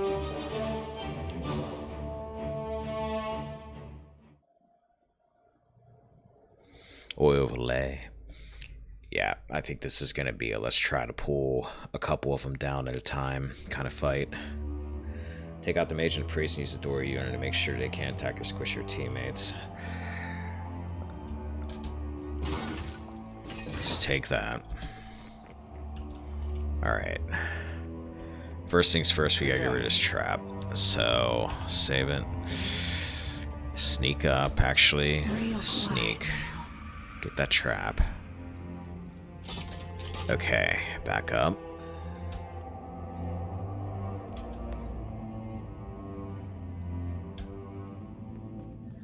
Sodi, you've got better range here. I'm gonna try something. You gotta stop sneaking for a minute. Real quiet now. Happy to all right.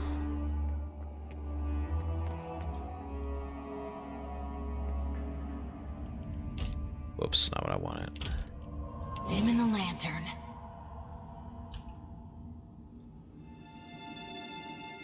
I see a soul in the darkness. Alright, you the only one right there, buddy, at the moment.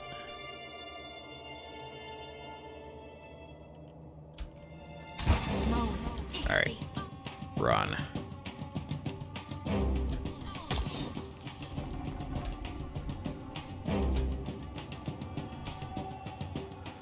Get back in here, Seraphim, get back in here.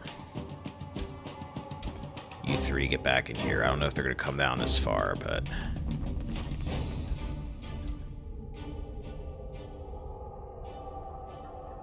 does not look like it. Hey, I trust you. Okay, so I have another plan. Yeah. Real quiet now. Same deal. I see. Yeah, I was thinking the same thing, but I think I'm gonna try to get him in range for his Fan of Flames, this Breath of Fire thing he's got going on from that necklace. Okay, are you the priest? You're the priest. When I hit that guy, everybody else popped up. I see a soul. Okay. Run down here. Darkness. One ready for rape. Adir, get back. Let's drag him down this way. Got two of them. Alright, get him. Get that priest. Okay, we got more coming, but hopefully the rest of them don't follow. Come out. Right there. Liquid, where are you at? Oh, I must have used Breath of Flames already. I need to rest at some point. Really need to rest at some point.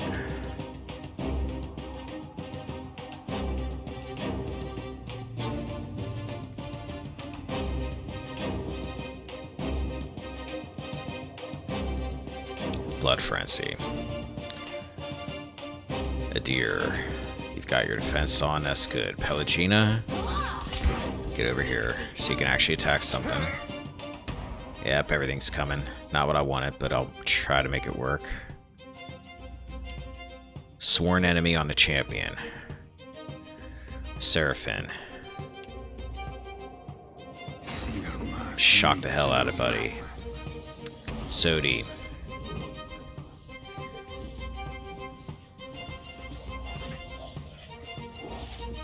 Penalty to all defenses for enemies and burn damage over time. That sounds fun. Let's do it.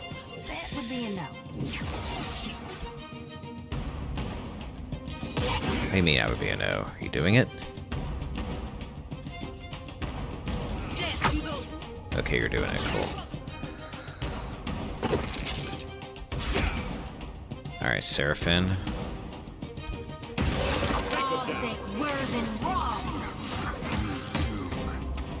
Back. Holy crap. Oh, these tentacles. These tentacles. Where's that mage hanging out at? There's the champion. There's the mage. There's the armsman. Okay. Sodi.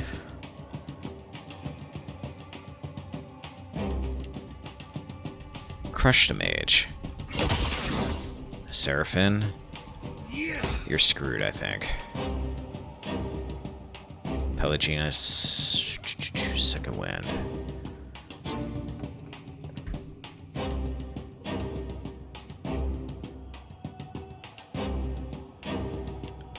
Barbaric blow. Where are you at? You're right there. No, you're not. You're right there. You're not near anything.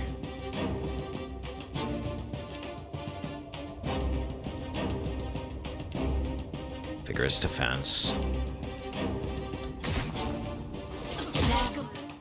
Ooh, Pelagina, don't die on me. Pelagina, you died on me.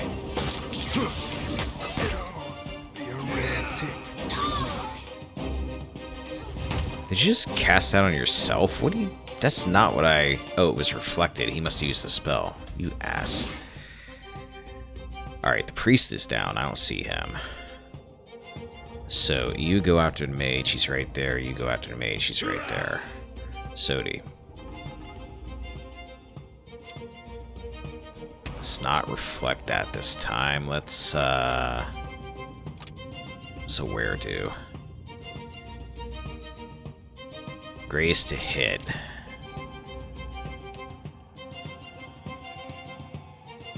Downgrading criticals. Let's do it.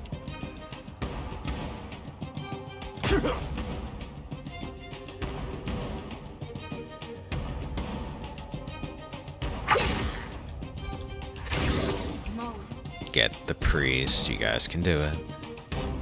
Second wind liquid before you die.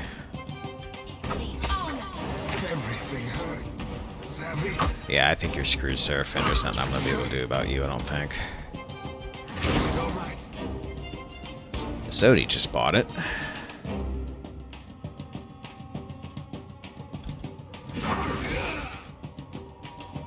Ah, this mage. Barbaric blow on the mage.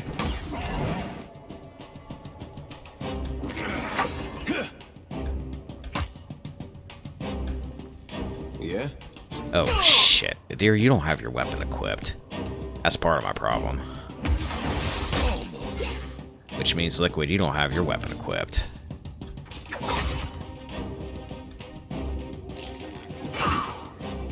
I hit the mage, you'll kill him. You'll kill him.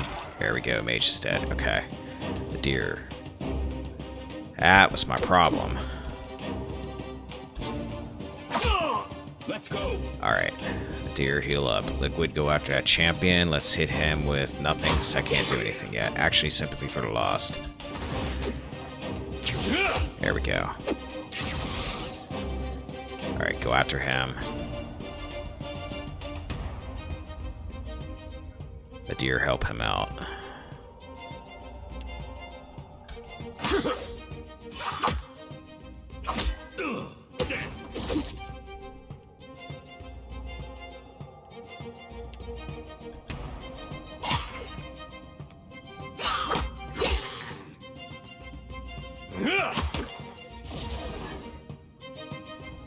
Go after him. You guys... Yeah, just do something, attack.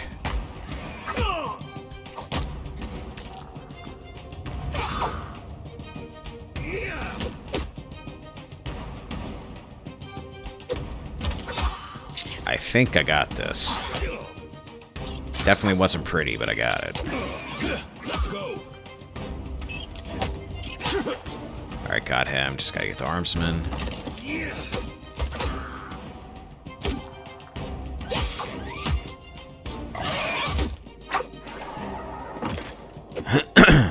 Excuse me. Yeah, that was nasty, but they're dead.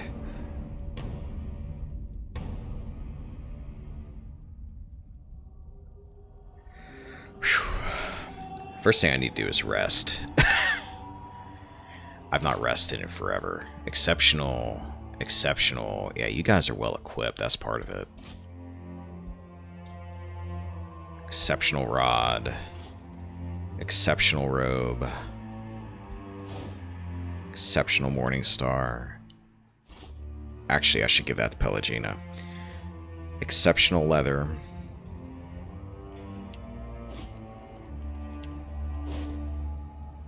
Exceptional scale. Let me see what I've got here. The grimoire will hold on to. Alright. Need to use empower more. Okay. I'll have to look into it. I'm still at that point where I'm getting used to every option I have available to me. I was kind of the same way in the first PoE, and then at one point it just clicked. Suddenly everything started dying fairly easily. Alright, let me see what I got here. 11. What do you have right now? 9. Defiant, minus 5% damage taken.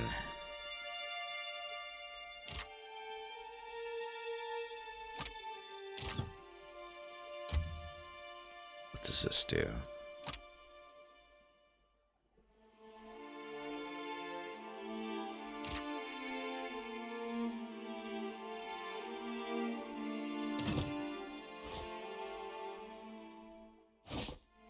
For the moment, take that. That makes you look a hell of a lot more impressive, too. Instead of the S stock, I'm going to give you a great sword for a moment. It's exceptional, too.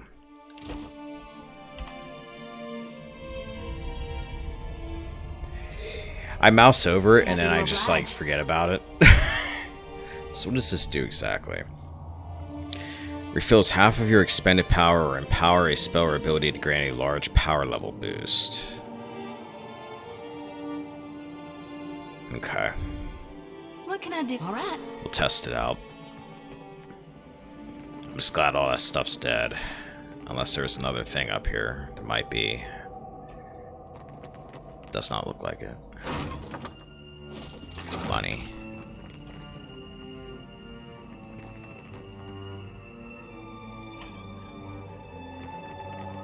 There.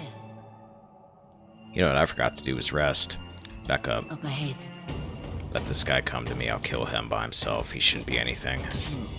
Yourself a look at that, mate. Take him down. Mother. Alright, you've got your mace. Wait a minute.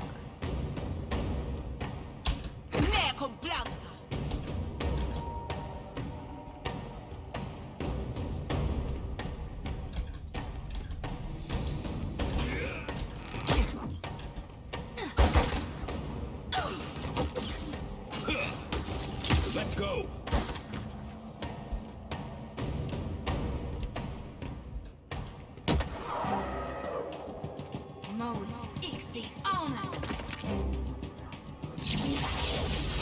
Yeah.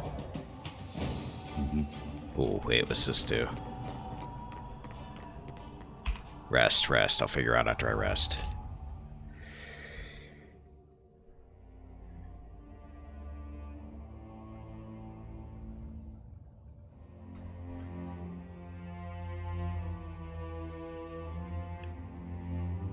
+1 intellect.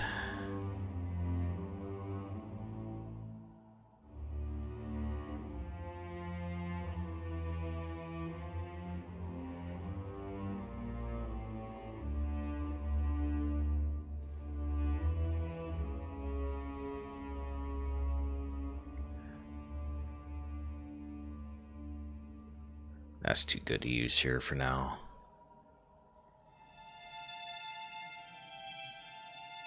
-15 recovery time.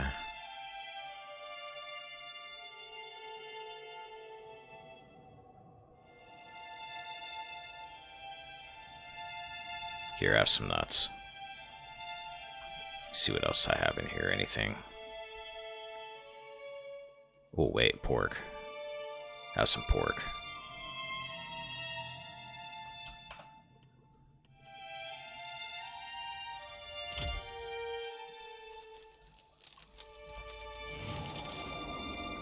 Adrift in dreams, Zodi lies curled on her side, sweating, muscles quivering. She whimpers low in her throat. Wake her. Zodi groans, slow to rouse. At first she curls tighter in on herself, but then the tension eases from her muscles and she sits. Confused, her eyes study her face. Reckon that's the first time I ever bore witness to my own demise.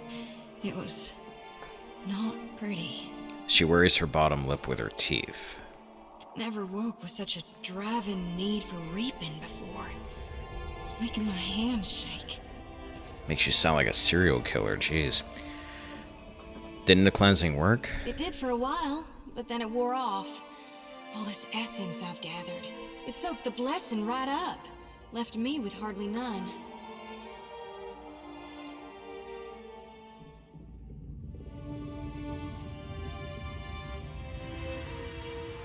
You're losing your light to the darkness. Rekindle it by helping living. She sucks in a deep breath. You sound like my high priestess Samhain. She never shuts up about the living, when she ought to worry more about the dead. Was that what I picked? I missed that. Seems the more souls I gather, the better I see Gaun's will. And the less I get a wink of sleep. Alright, cool. I didn't see what number it was until after I had already clicked it and I saw your message.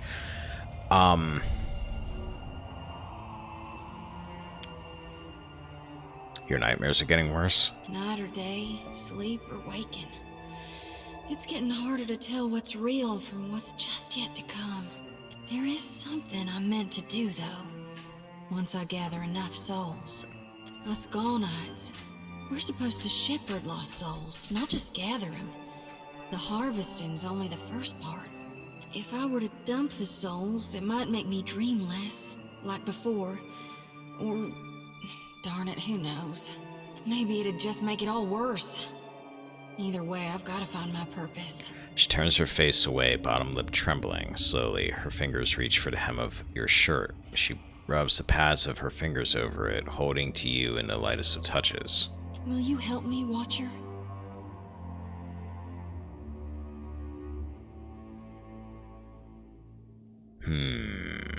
This seems awfully forward. It is too? Touch the corner of her mouth. I'd do anything for you, Zodi. Her happiness warms her whole face as a bright blush prickles over her skin. I was hoping you might would. Sometimes I feel like, with you by my side, I can stand against gods. Ah, okay. Guess we're there already. Pelagina shakes her head and adjusts her clothing. Don't be upset, Pelagina. Calm down.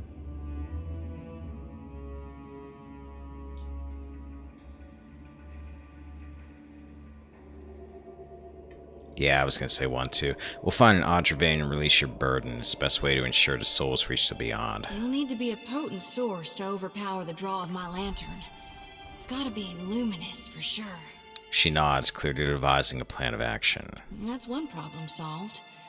But what about the itty-bitty issue regarding the god of rebirth not actually being in hell? The souls will make it safely, but who's to see to their proper reseeding? This is a huge risk of Aora's balance. You really trust Malgrin not to rebirth Aethasians as warriors of the flame? Think Galawain won't be greedy? Pelagina nods, corners of her mouth turning to a faint grin. Gone aside, the god's past actions don't instill me with the greatest confidence.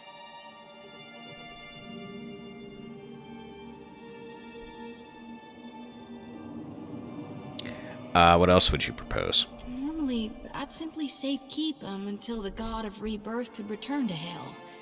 But Wonder how she's gonna feel about Animasters. What if we gave the souls to the Animasters? They've made gains in reproducing the cycle of rebirth. put my flock into the hands of experimenters? How can we trust they'd be successful? Or hell, even to be well-meaning in their intent?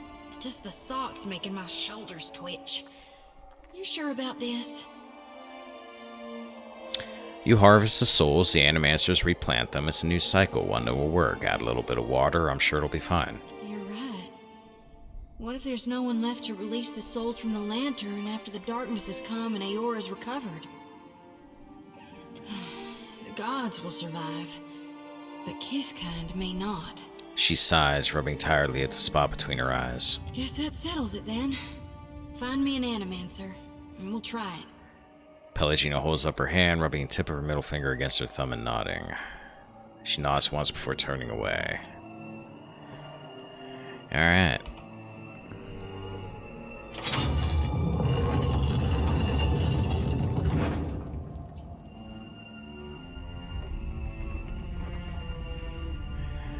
Yeah?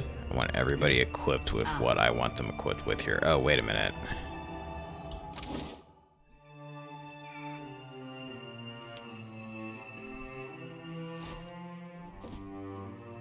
Yeah, take that instead of the quarterstaff.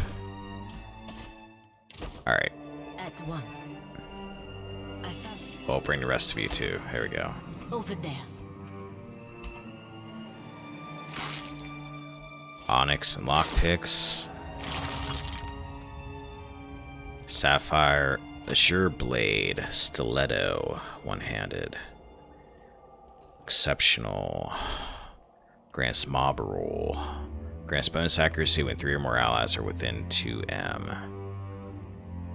Feels like that would be something that would be good for somebody up close then, but I don't have anybody up close that uses stilettos. At least not at the moment.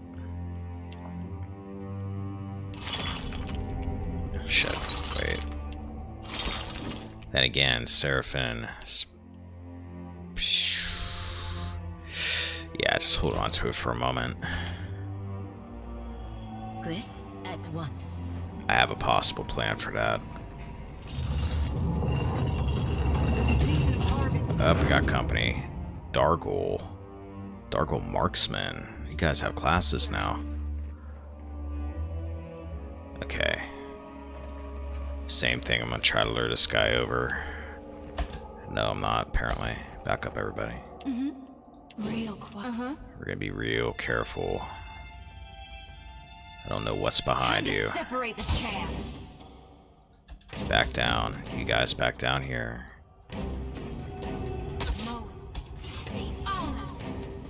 Rock Gas Ravager and the Marksman. Alright. Follow me.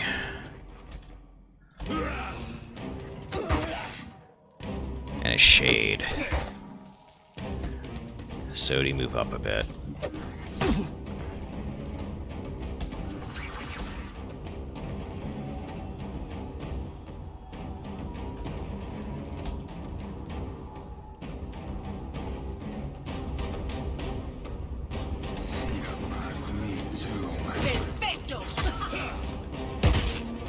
Alright, he's dead.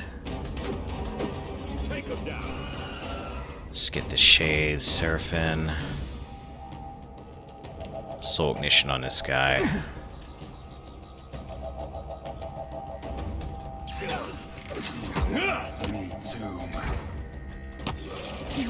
Actually need a buff.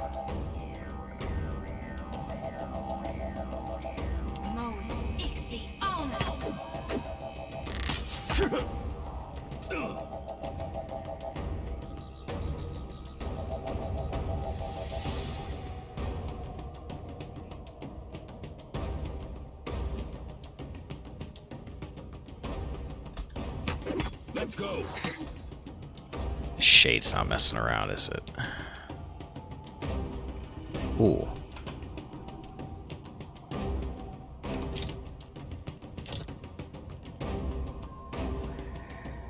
Power a spell or ability to grant a large power level boost. I guess it doesn't work on that because it's an item power.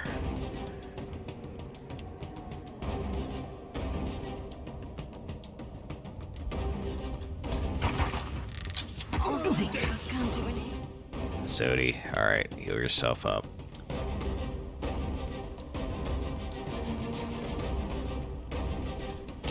Even me. Take cover. Pelagina, where are you going?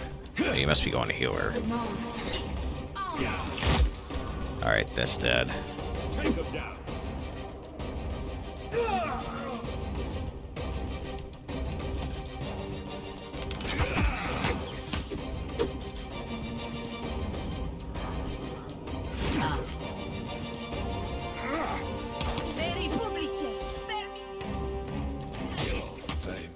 The heck did you cast? Circle of protection. Liquid don't die. Bleeding.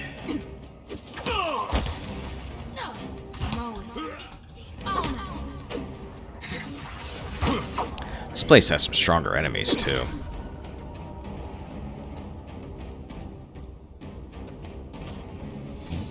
Right.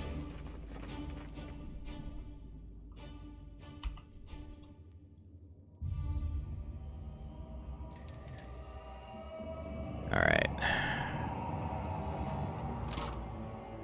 Superb warbow, exceptional daggers, exceptional leather armor. Seraphim, what do you have equipped on you right now? Padded mail. Fine, you've only got 9. What's this give me? 9. Recovery time 20. Recovery time 35. Let's try that out for a moment. Give you a little bit quicker at least. Yeah, sure.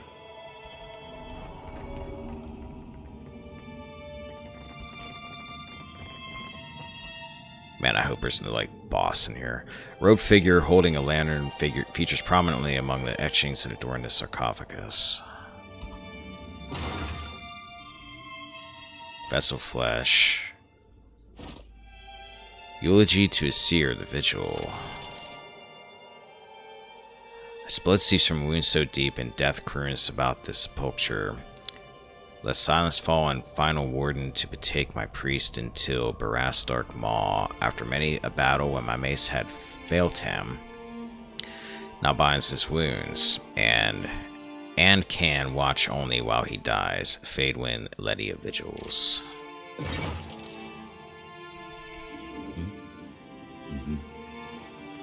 I don't know if that's the whole thing we were looking for, but that's part of it at least. Trap. Have a look at that, mate.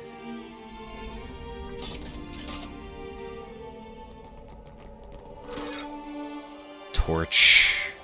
Spire sponge.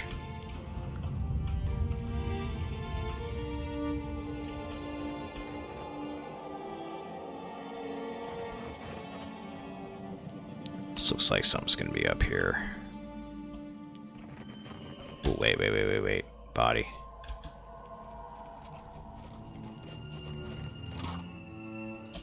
A bone.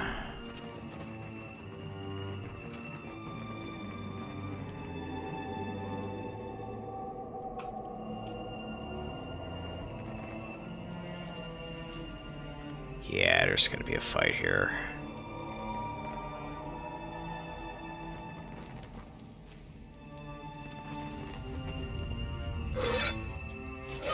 Can just feel it. Or not. This room's pretty empty.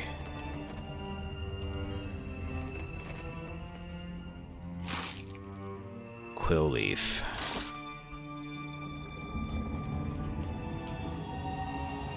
Nope. Here we go. This is where the fight's gonna be.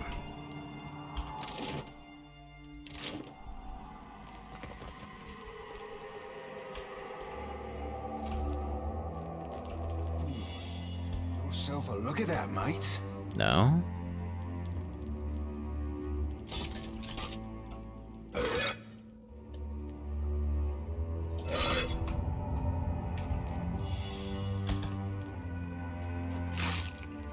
Carp. Mother of pearl.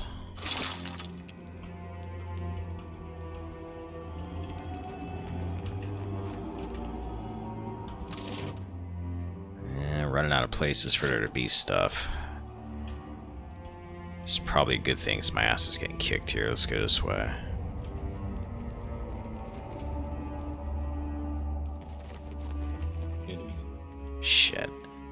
skeletons. Okay, I could deal with skeletons. I'm okay with skeletons. Be ready. What the hell is happening? Be showing them the light. Oh god. Okay, you're still just skeletons. I can deal with you.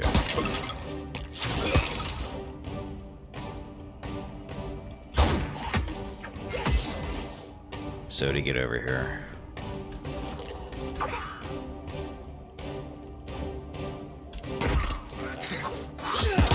You be right screwed.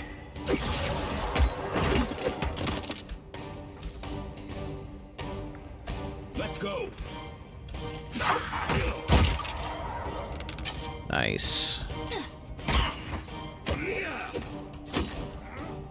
Oh crap, back up?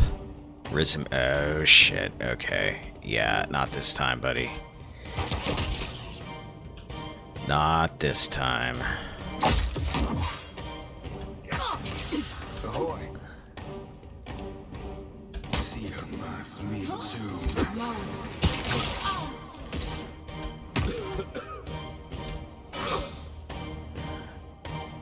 Let's tie this guy up. Here, get close to him. Pelagina, ignore him, get down here. What is that? An armsman. Okay, forget him. Liquid, go after him. Adir, go after him. Sodi, go melee with this guy, kill him.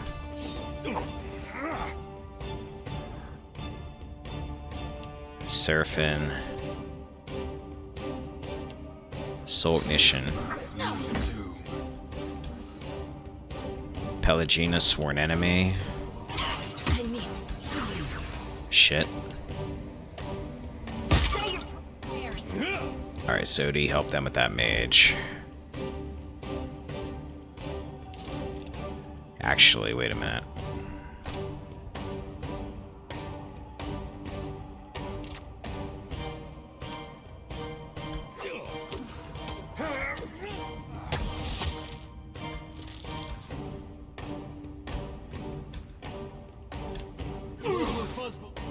Checked out. Shit, Seraphin's dead. Alright, get down here.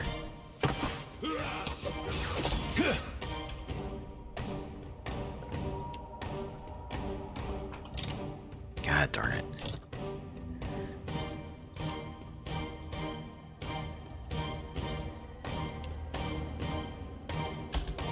Perfecto.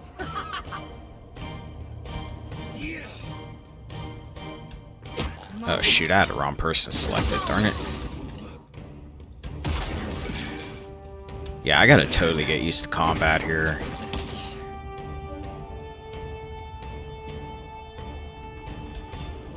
I don't have a mastery over it like I did in the first game. I need more fights to get used to this.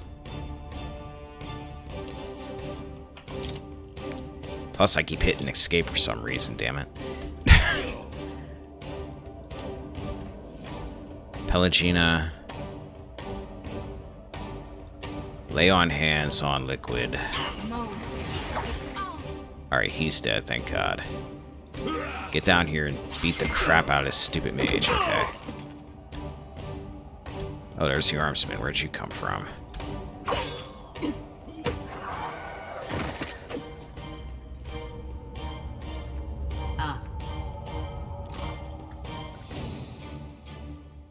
There's some Wizard's Grimoire, Exceptional Robe, Vessel, Exceptional Rod. On it. It's a nice little trick, though. I was like, ah, skeletons. Okay, this won't be that bad. Exceptional Sword.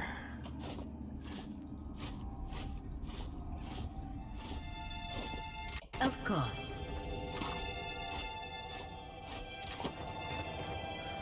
Save it.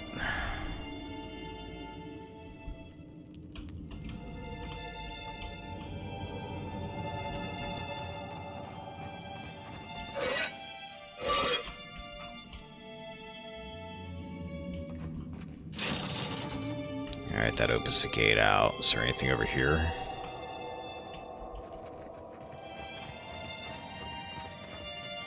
No. Looks like there would be, but there's not.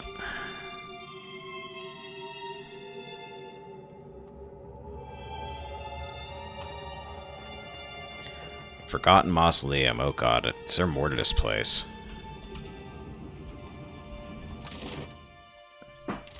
No, let's go in.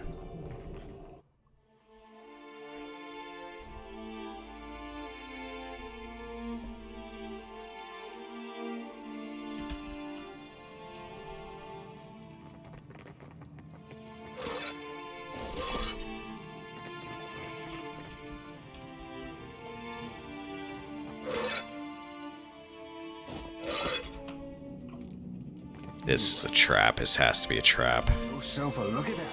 Wait.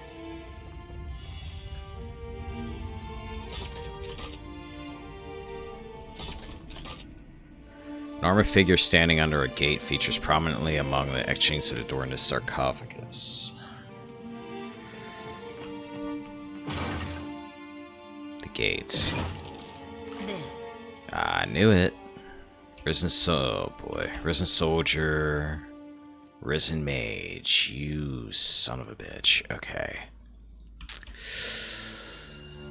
Liquid, come over this way. Seraphim, back up. Up ahead. We're gonna try some stuff here. Pelagina, go after the soldier. Adir, join her. Go after the soldier. Sodi, come over here. You two, attack him. Is it just these two? I hope so.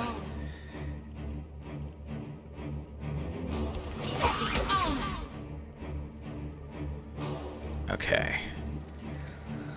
Let's learn some abilities here. Shining Beacon. Foe AoE, minus 10 all defenses, burn damage for 3 seconds. Devotions for the Faithful. I remember using this before. Actually, that would be a good one for these two fighting the melee guy. Seraphim.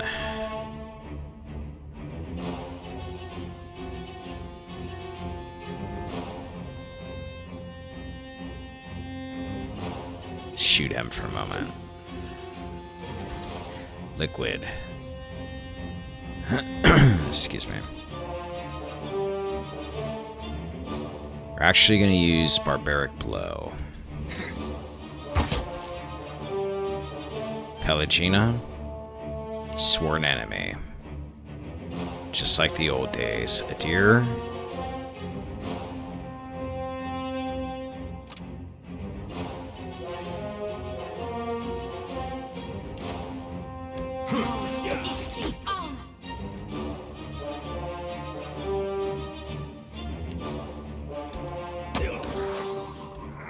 Your focus at, not yet. It's immune because you're using Pierce on it. That's the problem. That's me too. Okay, the mage is near death.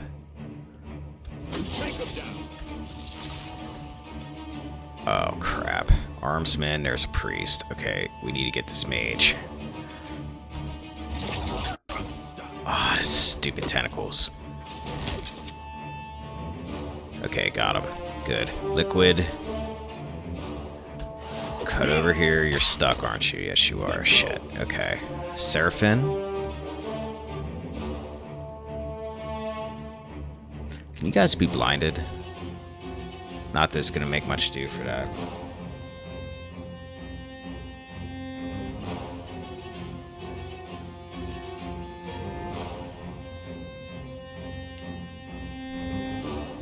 Alright, Sodi. Crush him.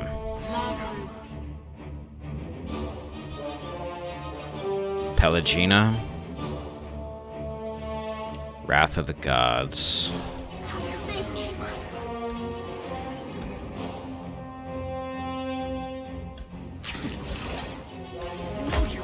Alright, knocked him down. That's good. Now.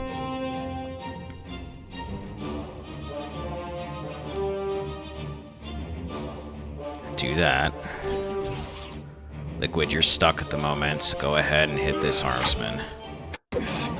Actually, go ahead and second wind. Seraphim. Switch over.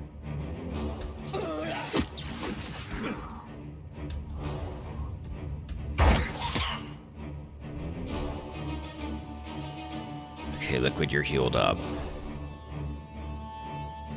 What the heck is this dude? Is this different from the last game?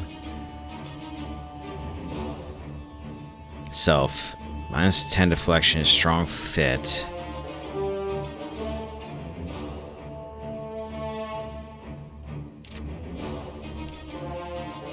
Let's go.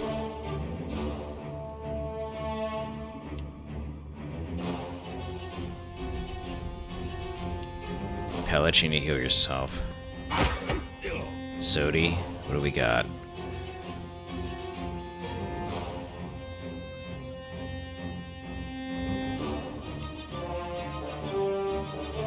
All thick, worse than raw.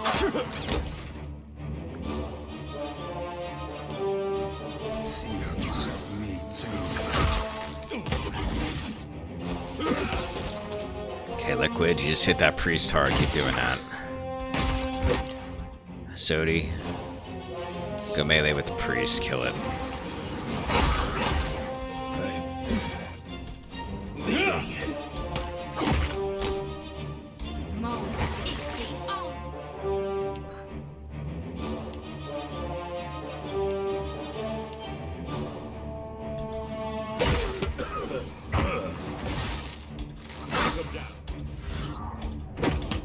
Almost got him.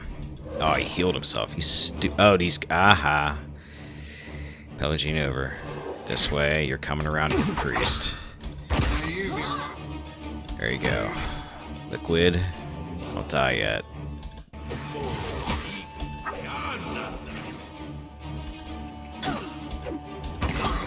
Finally.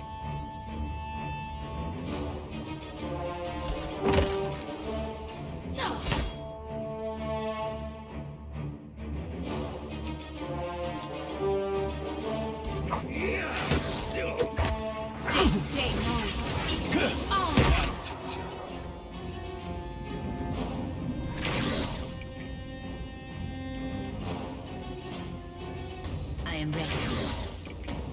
Alright, nobody died. That's a improvement. Exceptional Morning Star, Exceptional Leather, Vessel Plate, or Vessel Bone, whatever it is. Exceptional Rod, a Grimoire, some armor.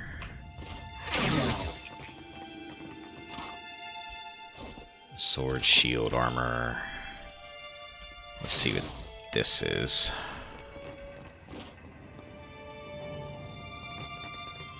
Keep your trap. eye open. Effigy's Husk.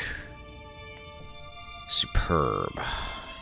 9 armor rating. Skane's Resentment grants Skane's Resentment. When a wearer becomes bloodied, aura reduces the healing of nearby enemies. Strange Leather +3 / armor rating.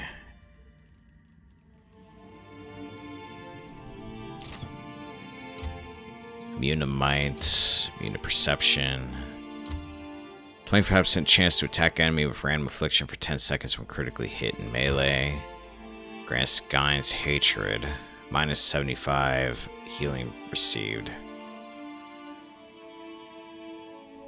Healing of nearby enemies. Hold on to that, plus that's related to Skyne. Screw Skyne.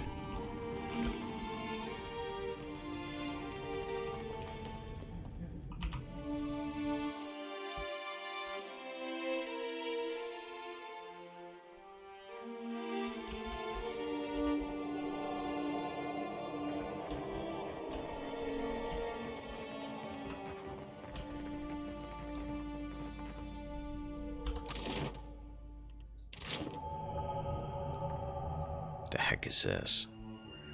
Through the crumbling remains of an old tomb, a passage leads deeper into the mountain. Leave. I want to check out this other passage first. Let's see what's up here. Just in case that's leading me out or something. This just looks like I'm gonna have enemies popping up in here.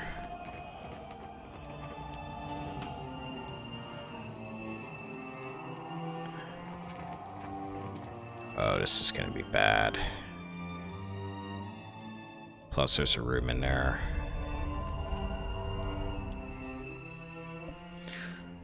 This skeleton stands rigid as stone and just as strong, eternally warding the crypt beyond. Inspect.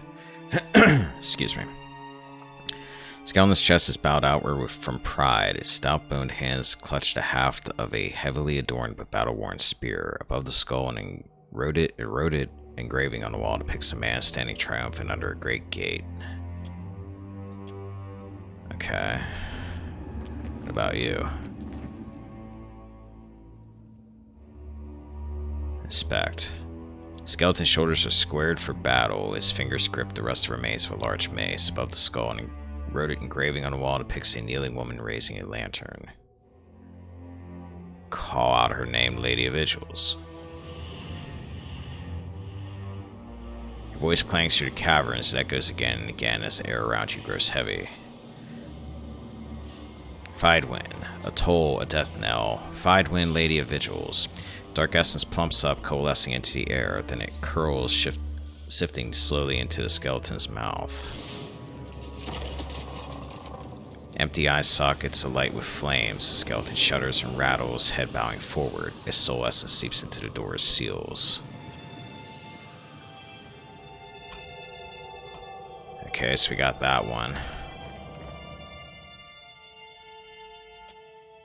And that one I must have to do something else with.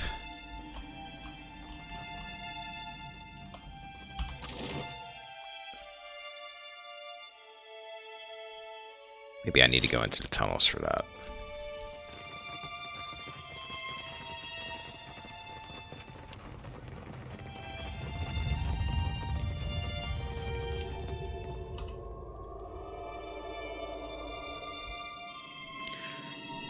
Through the crumbling remains of an old tomb, a passage leads deeper into the mountains. Inspect the entrance. Skeletal remains jut out from the walls inside the tomb, its niches now filled with loose rocks. Ahead, the graves lead into a passage. It bends to the left, the breeze whizzing into its hollowed darkness. Enter.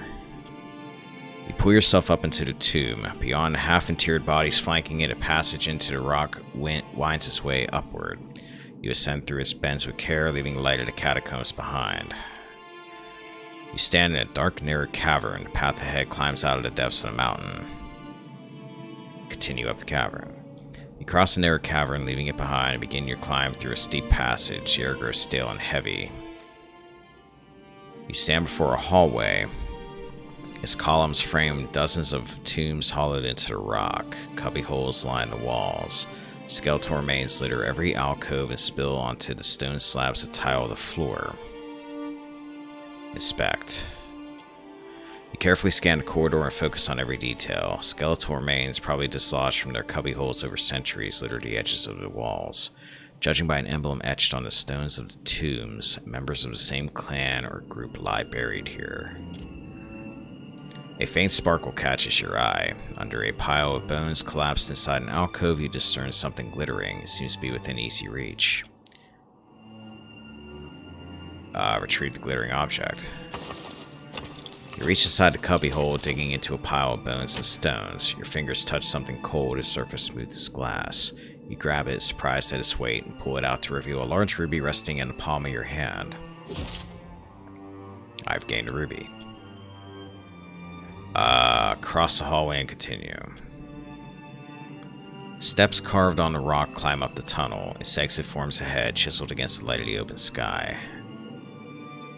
You stand on a narrow ledge of the tomb's entrance. Above, a tree hangs over the precipice, offering an anchor point for a grappling hook. The wind gusts beating on the side of the mountain will require a precise throw.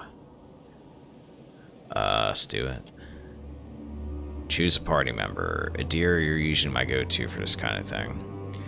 Balancing the grappling hook in a steady swinging motion, Adir hurls it high, hoping to secure on a tree. Against the force of the winds, Adir's throw manages to reach the branch barely. The hook bounces off a branch. Alright, apparently you're not the man this time. Let's have Liquid do it.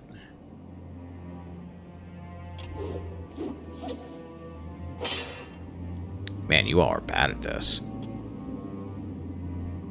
Pelagina. I'm assuming I'm getting that grappling hook back each time.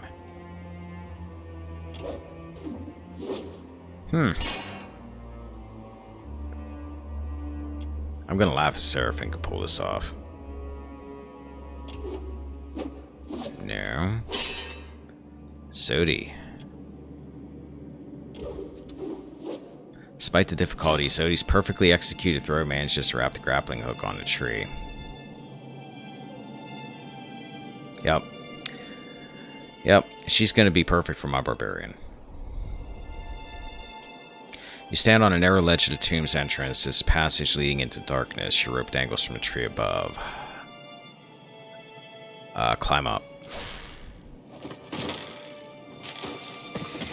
You resolve to reach the walkways of the district above. The climb is arduous, but the winds that crisscross the side of the cliff do not hamper your progress. You reach solid ground on a narrow walkway under the Temple of Bereth. Durance attempts to climb the rope and falls to his death. So what, did that just take me out? Huh.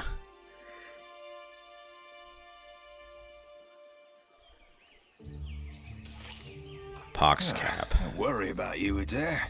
There'd be a thing of free out here that you shouldn't be aiming at pets. Hey, it was dark. I only saw the back of your head. Thought you were some huge island squirrel. This ain't about me, farmer. Ragged robe and crate. Oh, you know what? I'll bet I know why I couldn't get that other skeleton to respond. Hold up.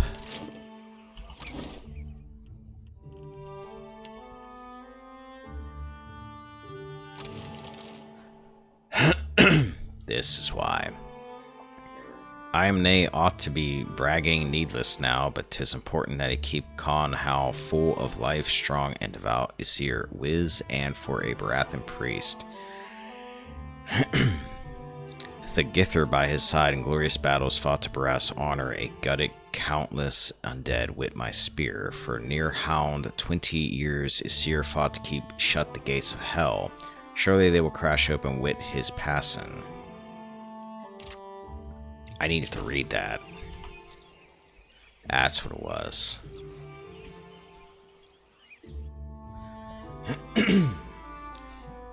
Excuse me, I'm gonna get a drink here. What the hell was that? Hold up.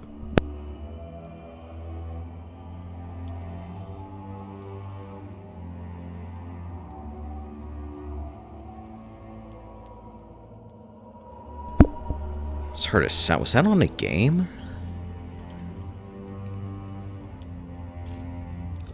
Just heard a loud sound. Couldn't have been on the game. I was during a loading screen. Must have been upstairs. Alright. Let's get this open. Whoops. At once.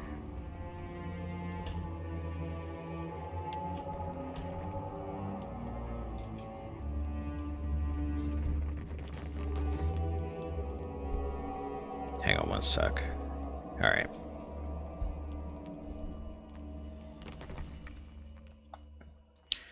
Kana's named Lord of Heldengate. Your words reverberate in the darkness, beckoning the skeleton back to life. Borthwyn, Lord of Heldengate. The sound becomes a thrum riding the air as his soul essence coalesces and curls around you. It prickles along your skin before snaking for the skeleton's mouth. After the eye sockets alight with flames, the skeleton shudders and rattles, head bowing forward. His soul essence seeps into the door's seals.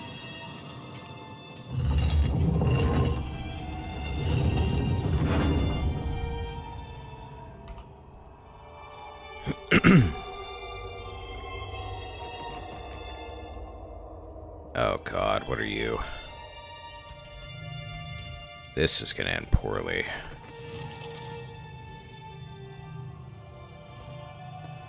A towering skeleton straightens his spine, and the sound of his bones shifting rattles around the cavern. A gilded sword rests strapped to his back, and in his hand he grips a massive flail with a heavy skull for a striking head. Watcher. Twin fires flicker in the pits of his blackened eye sockets, burning with a deadly intent. Been more than a middling life worth since my flails got bathed in bloody gore. Speak, then perish. Listen, you've a cause from Bereth to fare here. The Death Guard drags the spiked skull head of his immense flail over the ground, gouging the stone in his feet. Then he hefts the flail's chain over his bony shoulders.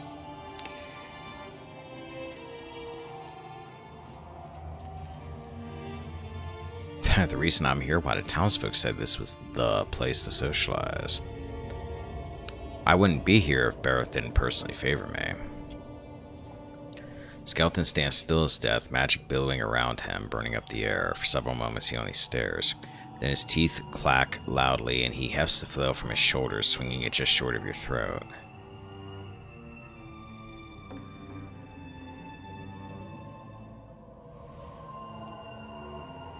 If you have Aloth, Islamir apparently talks the same accent as the seer.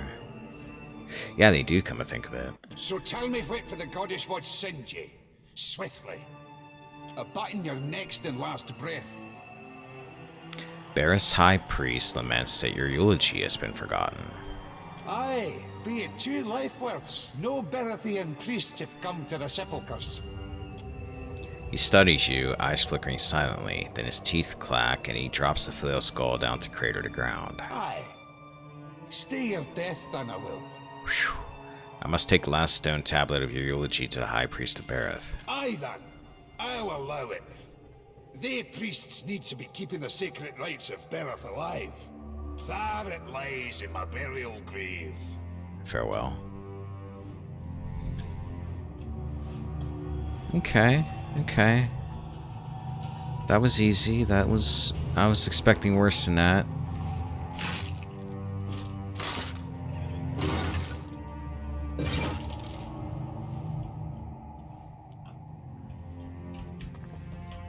Very happy we didn't have to fight. What's this all about? This luminous Audra ought to be able to take my soul's watcher. What do you say? Let's try it.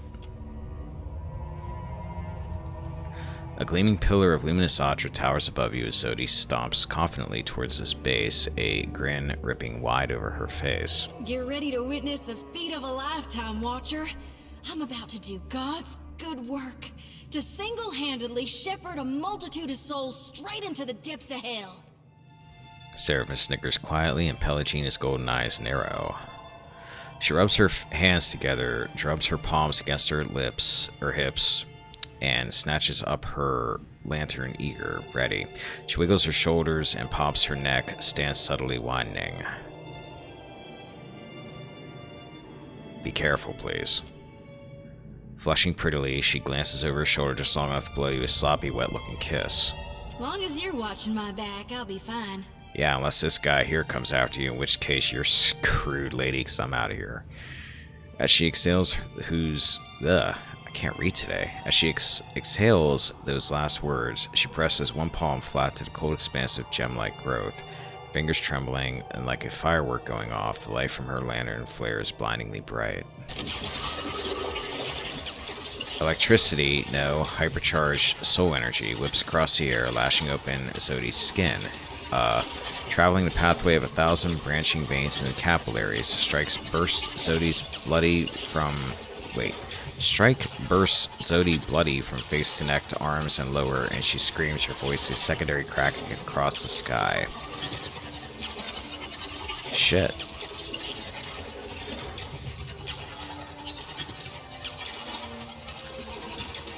Release the souls.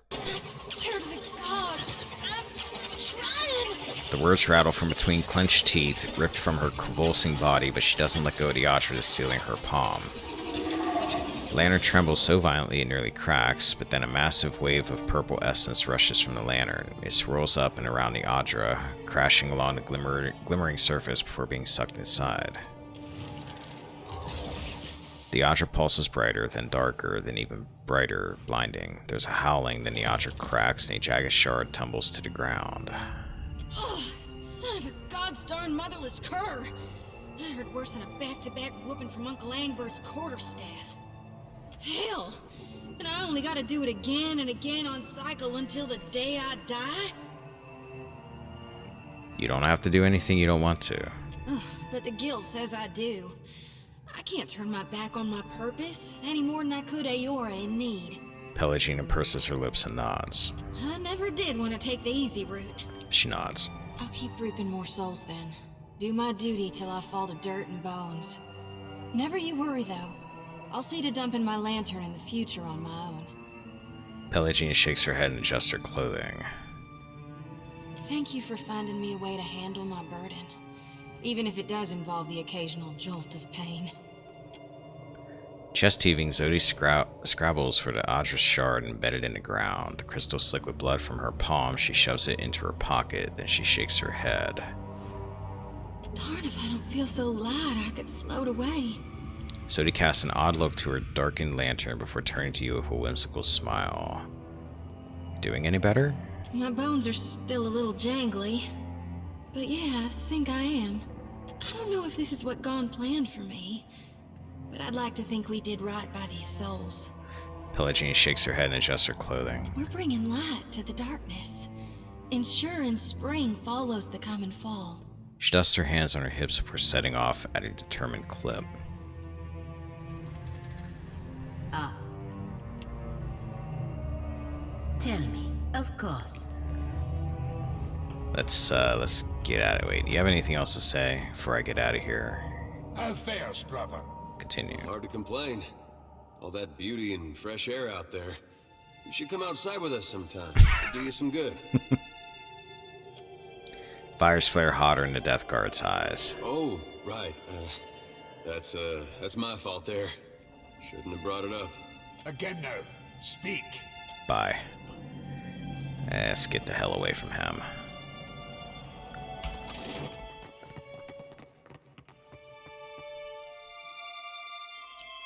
Alright, that's done. I can go to the priest. And I can knock that quest off.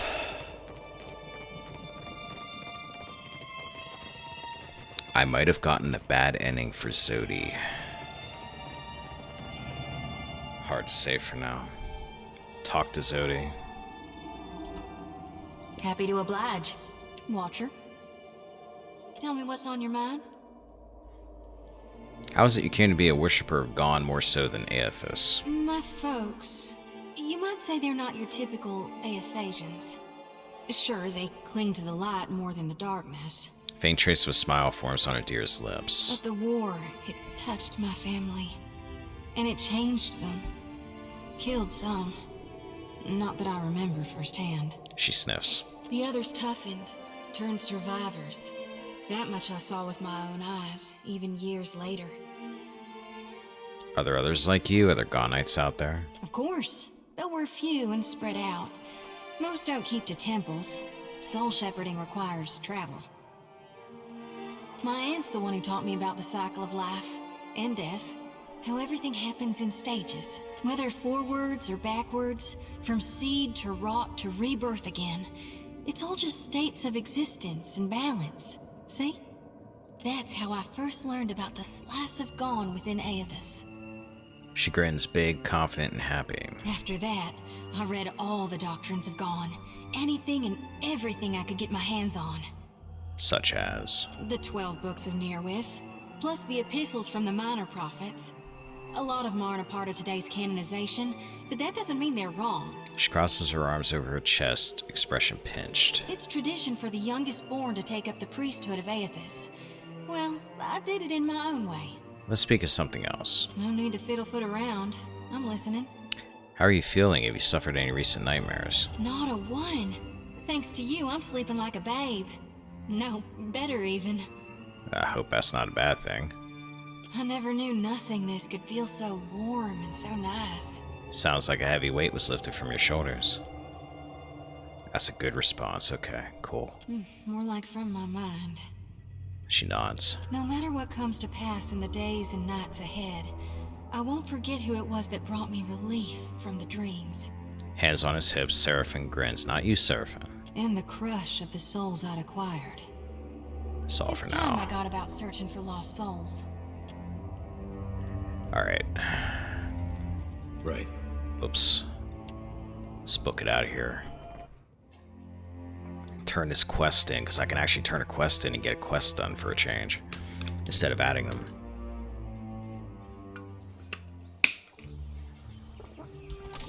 You know, lass, some might be saying your bellicosity towards the gods be a bit ridiculous. You haven't parlayed with them and all? If you had spoken to them, you'd find them ridiculous too. Anyway, what good have your prayers to Undra ever done? Better being safe than drowned.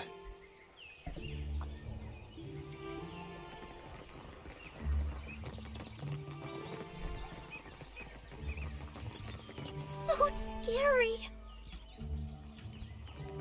That other exit is so weird. It's not like it's that far away from the actual exit.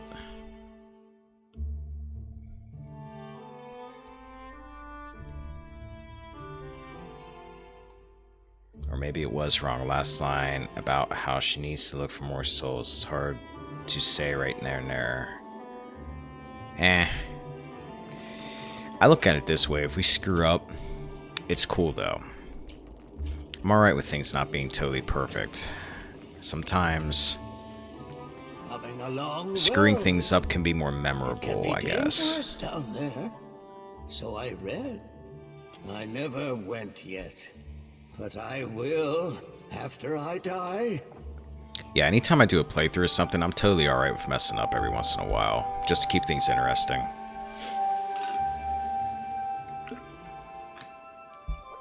I usually try to avoid it, but if it happens, oh well. Did you know Isir had become a death guard? Had heard, but knew no. Is it true? Isir is a death guard.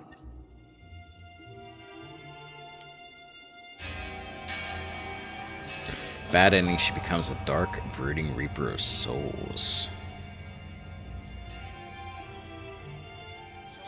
Damn, that's a big change.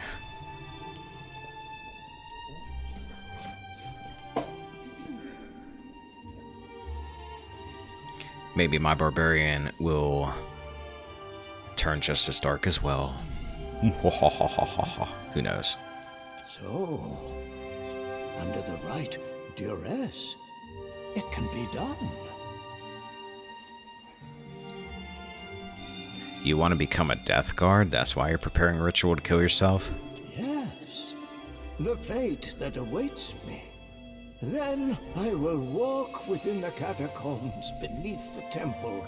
There's nothing that fancy down there. Finally, I'll be one of Bereth's chosen, blessed for always. He'll be a little taller, too. Nah. Tiverus? It would be funny if it were not so pathetic. It'll be a surprise.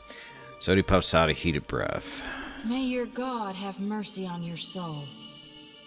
We gotta get this fella to a brothel.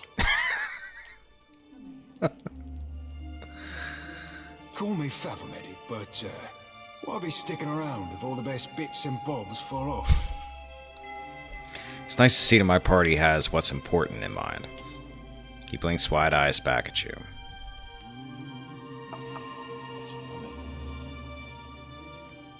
Why do this? Surely you're more valuable to Bereth alive and leading the flock. Value and worth are not the same, no. Slanting you a feeble smile, the priest checks the remainder of a nearby hourglass. Then he uncorks his goat-skin flask and chokes down a deep swig. We will speak again. After my acolyte has gouged my heart from my chest. The cutting and the chants will work. I mean, this guy sounds like he's on his last legs as it is anyway. Head tipped back, he closes his eyes as if he can hear the chanting already. You'll see. All right. I will address your inquiries best as I can. So ask. I've acquired the stone tablets containing Isir's eulogy. Give them here. The priest's arms quiver from the weight of the stone-carved tablets. As he sets them down, his hands scan the grooved words. Truly, you are Bereth's champion, yet you will not die soon. There is work ahead for you. I set these aside for you. Old keepsakes from another time. I've gained Radha's walking cloak and girdle of mortal protection. Bereth holds you close, perhaps in helping you. He trails off, leaving the thought unfinished. Alright, goodbye. What all did you give me?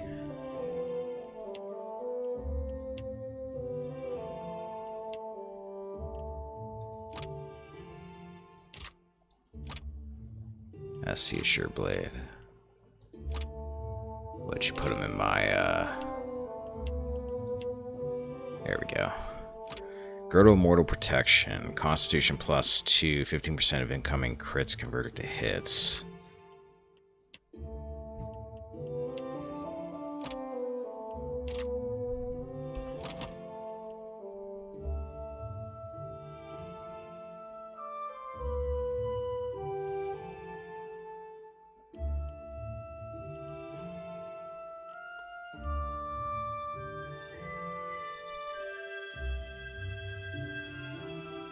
Does this still show you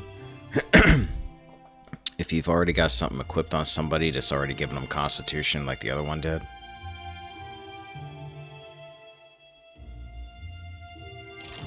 Because I'm assuming you can't stack like the first game. You already have +1 Constitution. I'm actually thinking I might give this to Liquid. Scroll down the character sheet.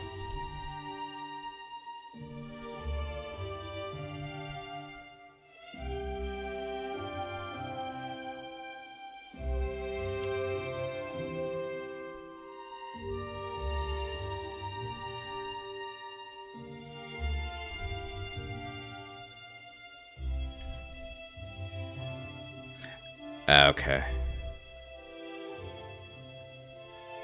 Plus, oh, wait.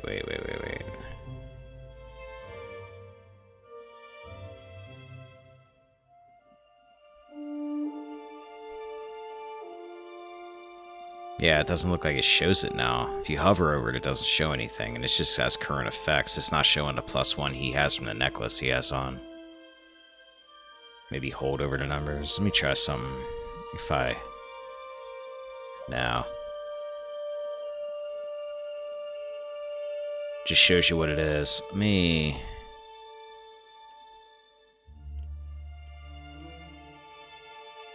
Oh, there you go. Okay. The numbers themselves. I got it. Actually, wait. Liquid, do you have anything? No, you don't. Okay. We're gonna give that to Liquid. This. Walking Cloak. +1 Diplomacy, +1 Survival. +15% Stride. Increases with Survival skill. +5 Reflex. Well, you're Mr. Survival, so you take that.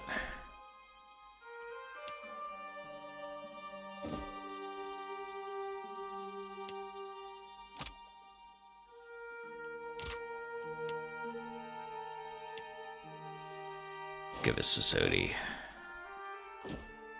She's gonna be sticking around. Pelagina might be coming out from Maya pretty soon. Something. At least for now. Well, actually, I gotta go see the hole. For her. Go see that guy. Guess I could go do that, since I can actually do some quests now.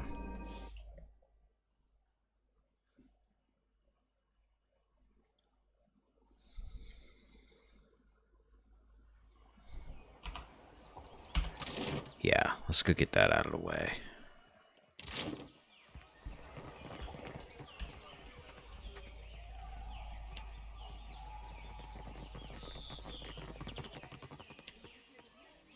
Alright, we want to go to the gullet. The hole.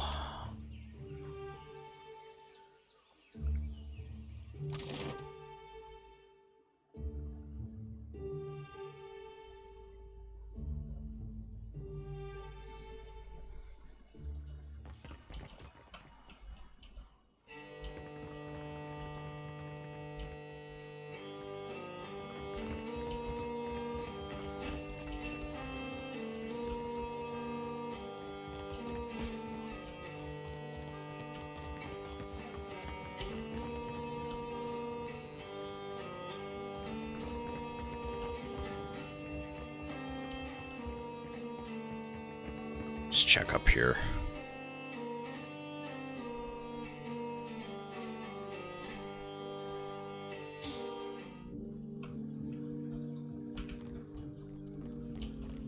Oh, I bet you're in here. Apparently not.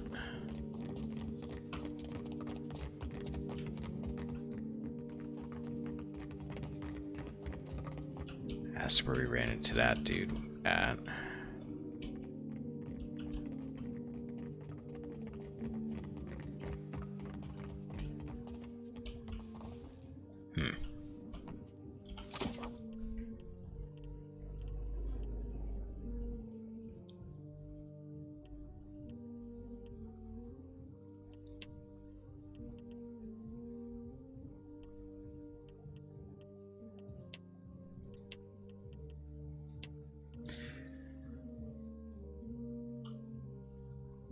I'm supposed to be here. Maybe I need to talk to the bartender.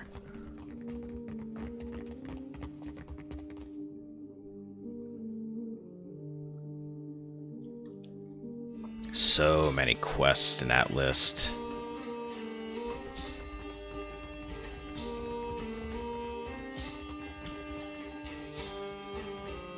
Need something?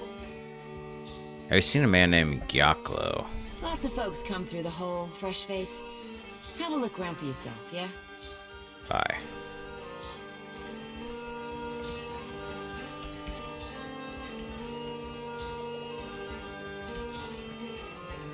Yeah, he's not gonna be up in here. It's the kitchen.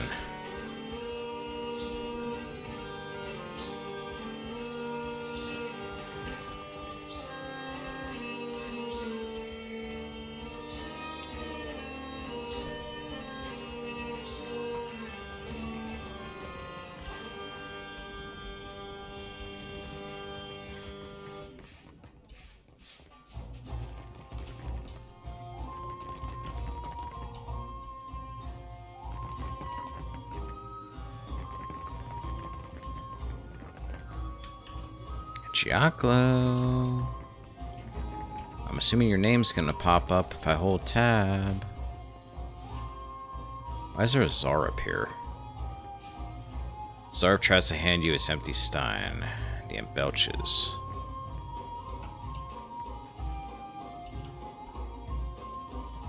Alright, he ain't down here.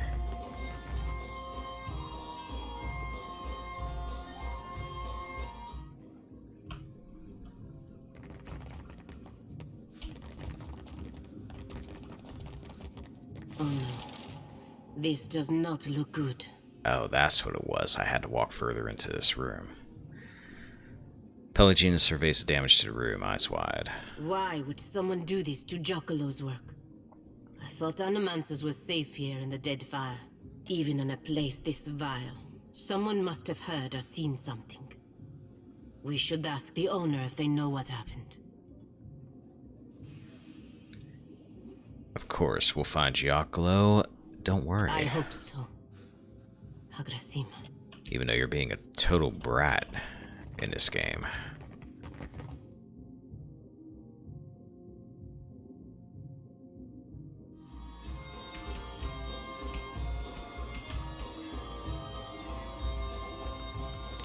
Hello? Need something? What happened to Gyaklo? His room is a mess. Can't say I know a Giaccolo, fresh face, but if you're meaning that guy with all the fancy and a schmancy equipment, a bunch of pirates burst in here and dragged him right out. Now, the hole's no high society tea house, but that's still some of the weirdest shit I ever seen go down here. See, the pirates, every one of them was godlike. No doubt they hauled him through the Narrows. Heard him hollering the whole way. Poor guy. Farewell.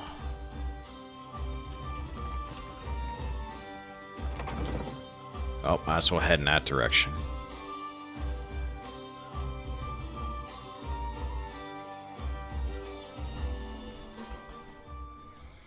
Yeah, from what Pelaginus said, he seemed like he was doing experiments with them, so maybe they were all former patients. Alright, the arrows are over here.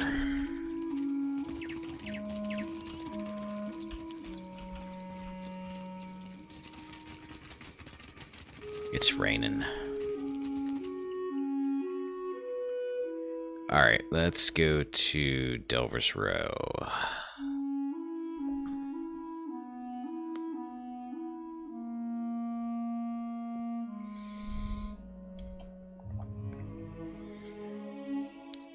If I had to take a wild guess, you're here somewhere.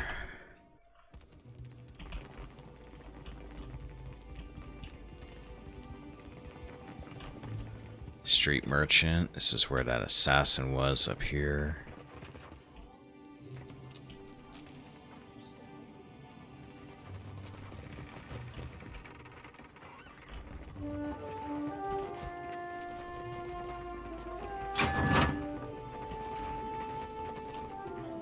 There is something I can get for you, yet?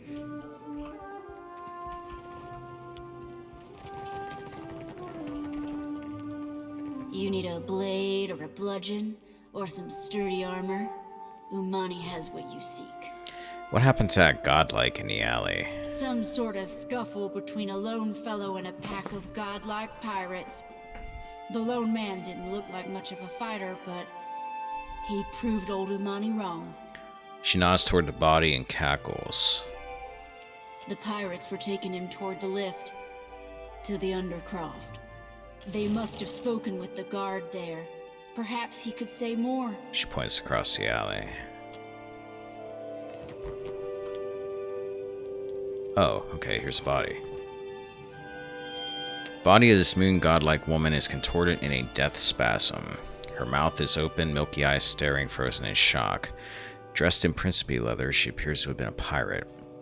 A small, intricate bronze and Audra device lies next to her hand, cracked and blackened. Her soul lingers close by. Even without reaching out to you, you can sense her confusion. The captain said to bring him, so you're bringing him. The old man hardly seems like a threat, but you trust the captain's judgment. The Animancer didn't want to go. Put up as much of a fight as he could. Nadra said to give him a whack, so you gave him a whack. That shut him up, but carrying the old sack of bones is tiring. Just need to get him on a ship so you can get some rest. You're in Delver's Row, passing through the market when he starts to come through. He's not strong enough to break free. Still, you didn't think a wiry old Animancer could squirm so much. Per Complanca net, he yells out to no one in particular. It's Delver's Row, so no one particularly cares. Ahead of you, Nodder is calling out for the old man to shut up. You'll have enough time to plead for mercy from Captain Tatstool once we get to Dunnage.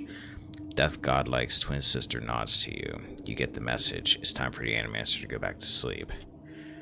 You remove a hand from the old man to grab your club. He's weak, but the squirming is irritating. Wait, what's that little odd thing in his hand? I'll take that if you don't mind, and especially if you do. You laugh to yourself as you reach for it. The old man starts to stammer. No, There's a flash and a powerful stench like brimstone, and a sharp pain, sharp but quickly gone. No matter.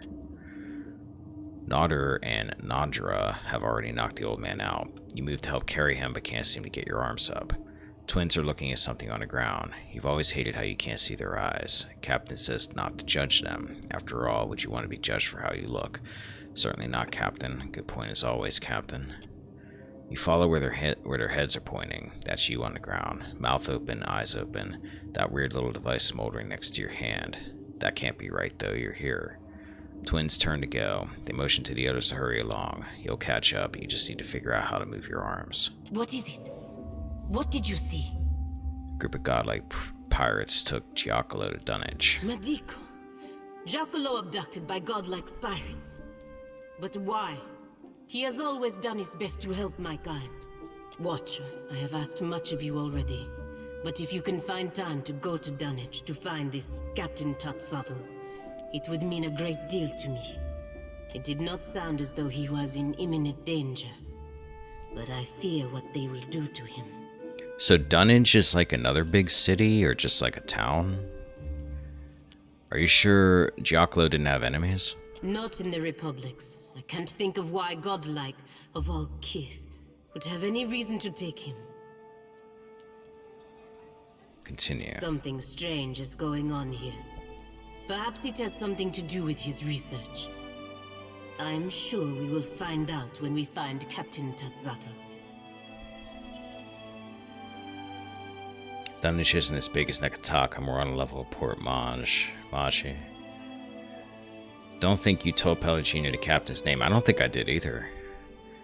The only time I said Tacitul was when I was reading that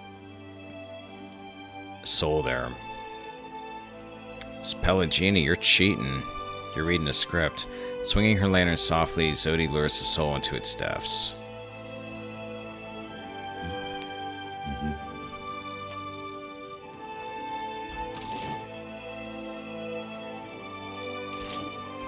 Oops. Delver's Row has plenty to offer, but it's that way.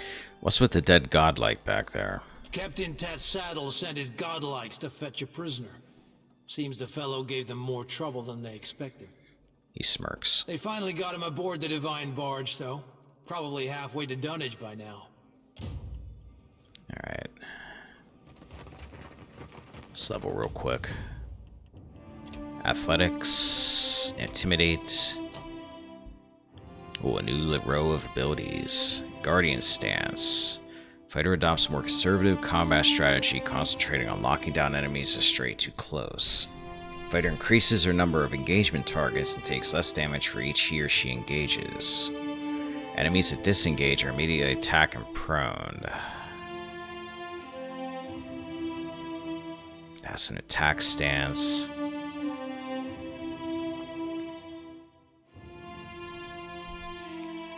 Fighter draws strength from his own indomitable spirit, causing them to regenerate a portion of the health lost from each attack.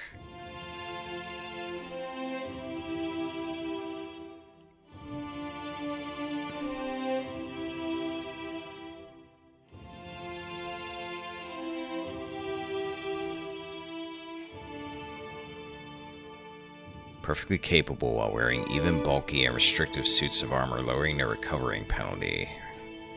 Yeah, that and Guardian Stance.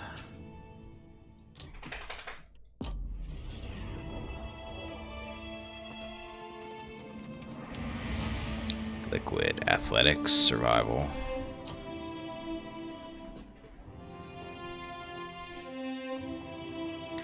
Crushing Blow, upgraded from Barbaric Blow. If the Barbarian kills the target, the recovery is instantly refreshed. If the hit kills the target, the rage cost is refunded. Leap, which I already have Leap.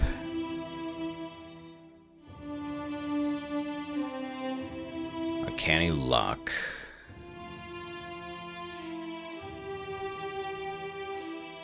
Melee attacks gain a chance to interrupt on critical hits.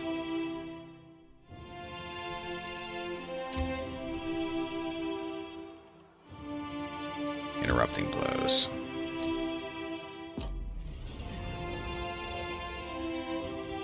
And Sodi. Alchemy and Religion.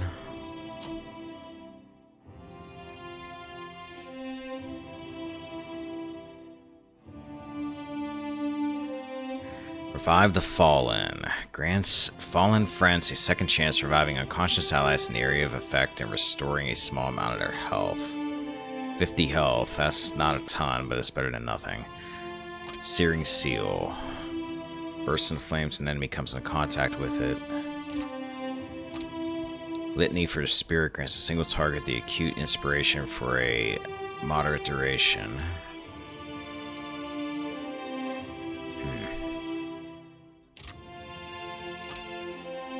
That would actually be good on liquid. Bigger carnage. Barring Death's Door prevents a severely injured character's health from reaching 0 for a brief moment. Champion's Boon. Grant a divine favor to an ally, imbuing him with resolute and tenacious inspirations as well as bonus engagement. So that would be something for a deer. Farcasting. Any ability to cast ranged spells over longer distances. That wouldn't hurt, actually, for her. Tough. Rapid casting. Reduces the time it takes to complete a spell's cast. That would be even better. Increases the effectiveness of any heals you cast. Rapid casting.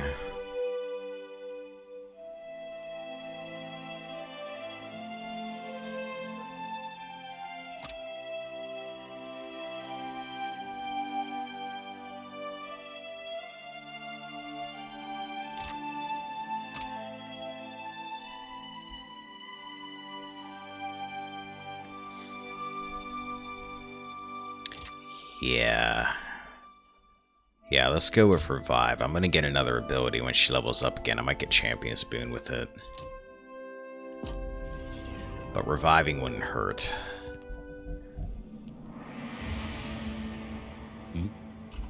Let's save it. Get a drink here. Alright. We need to go to, because I'm going to start taking care of things we got to do in this city quests that are related to it. We need to go to the Dark Cabinet.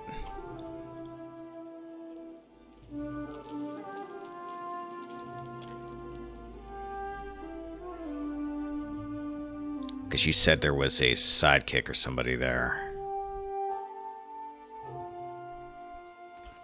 That person that gave us the quest, I'd probably have to turn that in yet. Yeah, I gotta turn that quest in. I gotta give her those gloves.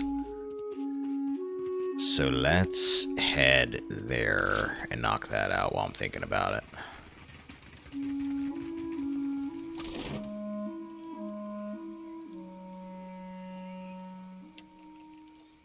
Oh, wait, that's not there. That's Priggy's Overlook, if I remember correctly. Dark Cupboard. Dark Cupboard, not Dark Cabinet. Same thing.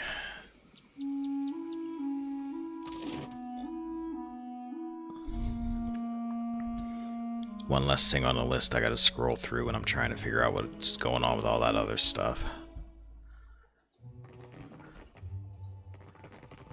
Alright.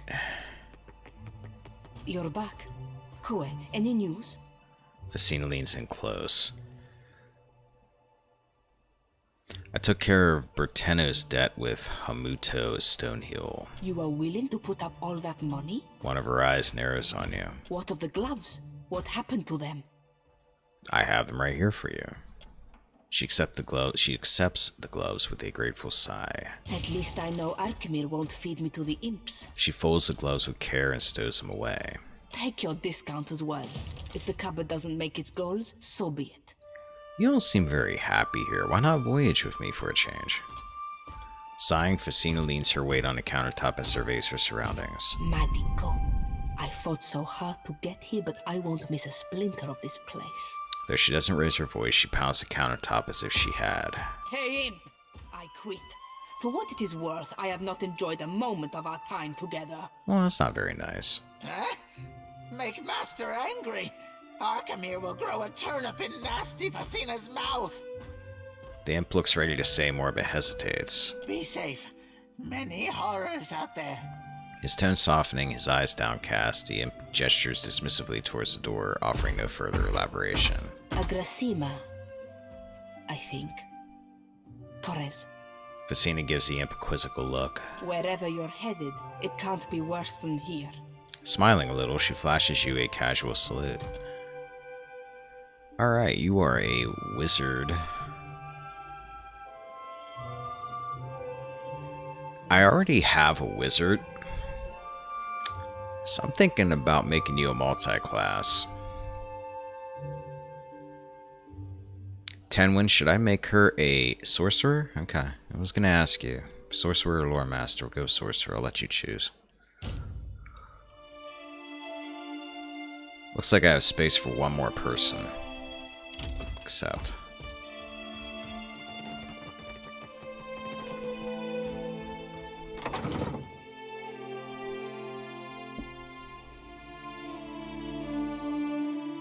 Her class specialization as a conjurer really hurts her damage output. Okay. I like having everyone be different. So rather than have two wizards that way, I got her as something else. Even though she's pretty much going to be on ship defense duty, probably. Like a level Seraphim. Mechanics and bluff. Alright, what do you got going on? Borrowed Instinct. Ransacks an enemy's intellect and perception for energy, causing damage to the enemy's attributes while boosting the cipher's defense and accuracy. Detonate. I remember this from the last game. Splinter this target's soul with sheer force, inflicting raw damage to them. Near-death targets explode, causing crush damage to all in the area of effect. Ringleader. I remember that. Echoing Shield. Cause a reverberating wave to wash over all those near a target ally, granting friendly characters the resolute inspiration and removing concentration from enemies. Tactical Meld. Connects the Cypher's mind with an ally's, granting the Cypher and their ally the aware inspiration, increasing engagement limit. That's different than it was in the first game, I think.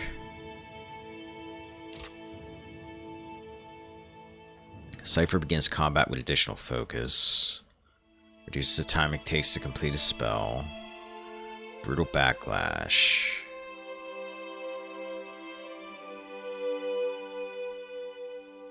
Cypher's Backlash becomes especially traumatic, inflicting additional raw damage. Farcasting. Uncanny Luck and Tough. Detonate.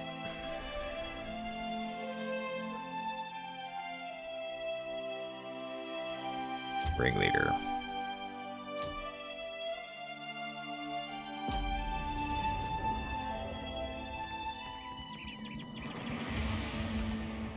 Alright. I'm gonna look and see what all's in here. I'm probably gonna be stopping fairly soon. But let's see what all's in here so I have an idea of what my game plan's gonna be.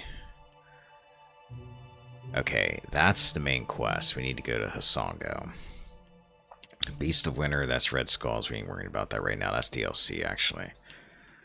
Trade Secrets. Prince Aruhi has discovered evidence of black market. Okay, I gotta work on getting things going with Durio. Valiant Captain commands... Okay, you're somewhere else. We'll deal with you later. Goods and services. Captain Aldi's. She knows I dealt with Benwith. Speak with her in Fort Deadlight. Okay, that should be easy enough. We could do that at some point. Captain Ferranti has sent a messenger to summon me to Dunnage. Okay, that's somewhere else. Terms of trade. Investigate the situation at Poco Kahora. That's somewhere else. You're somewhere else. That's a bounty.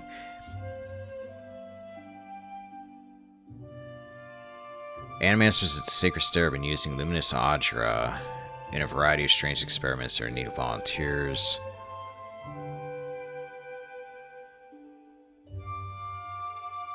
So this is going to teleport me somewhere from the sound of it. I could go check that out. It won't. Alright. Then let's go knock that off. There's no challenge rating on it, so it doesn't look like it's going to be anything that's particularly tough or anything like that.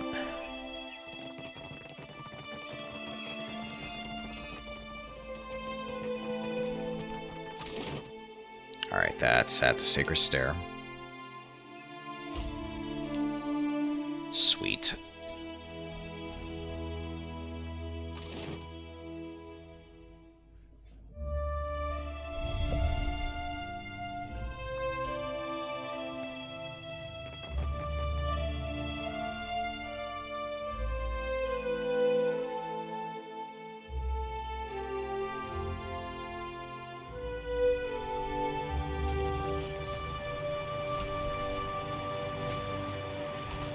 Alright, let's do it. Come to watch us work? It's not as exciting when we're running through calculations. So about this experiment. Settled your nerves? We can get underway whenever you're ready. Alright, let's do it. Gelardi. Very well. You stand there. Ansel, the machine.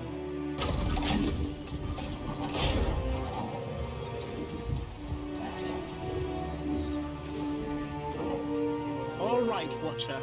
Remember, focus on the beam of light. It ought to be like stepping through a door. And remember, don't...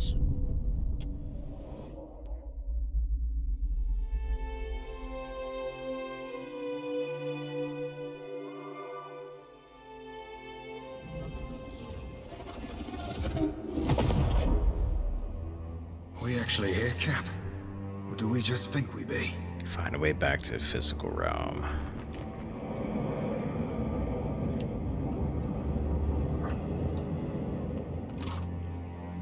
Spirit residue. Go down that hole, Captain. You ain't coming out again. I mean, you don't know that for sure. Might be totally safe. What the hell is that?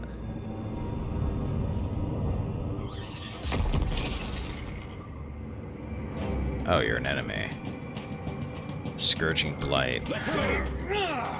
Sorry. Okay.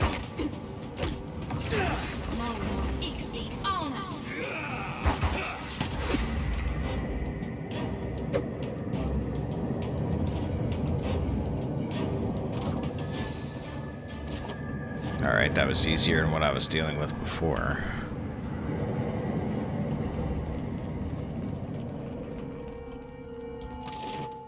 This place doesn't look too big. You up there, run! We have to go. Can't. Sure you can. Believe in yourself. No, please. Okay, those guys can.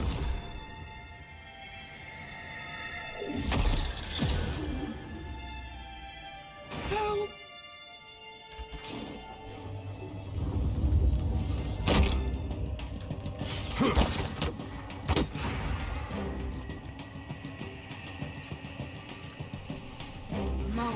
Oh, hell. Mona thinking, ah, hell. Sure. Alright, what's your deal? Oh, thank you. Thank you. Hey, anytime.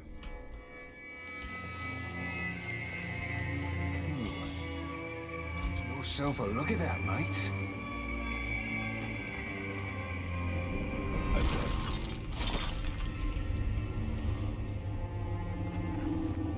Hey. It's another Scourging Blight. Okay. John.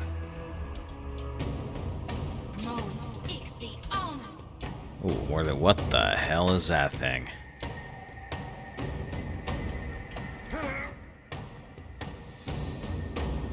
Oh boy, he got a lantern. Alright, take out his buddies first. Sodi, switch to your missile weapon. And actually, let's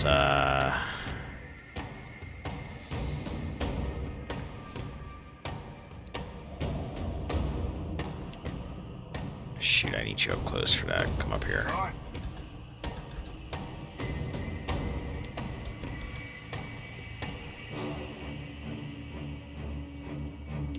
Let's detonate that thing. Do a little bit of damage to it.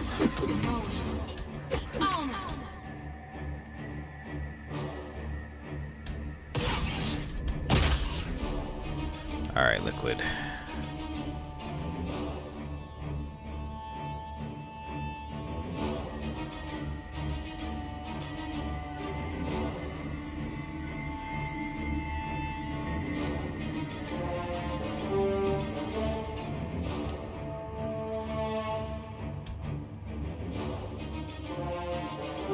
Pellicina. Sworn enemy.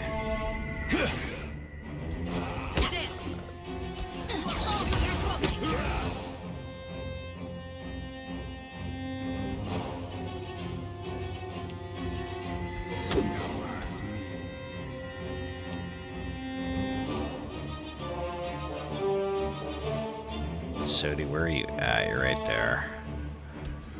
Let's swing up here.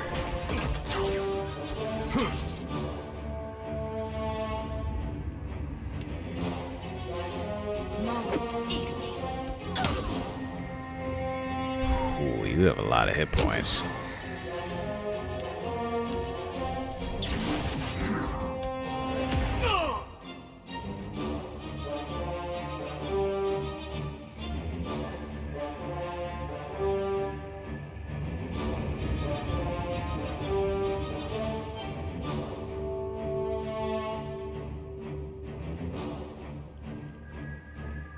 Some tells me you can't be frightened this second, but I'll try it.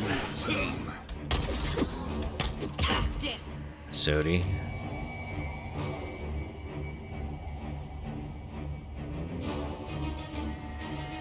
Start buffing everybody.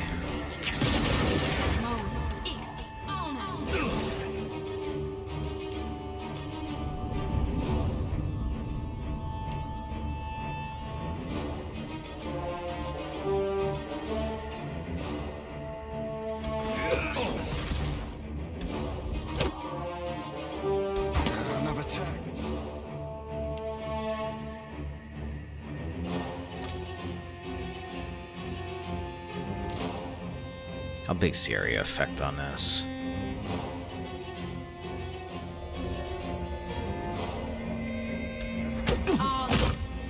Oh shit, liquid.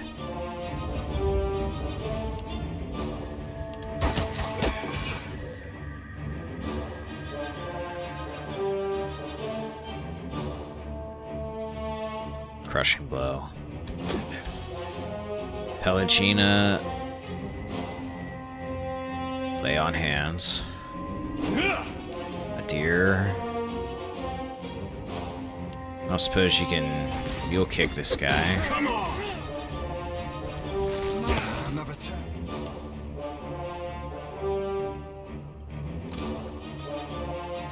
Try to paralyze it.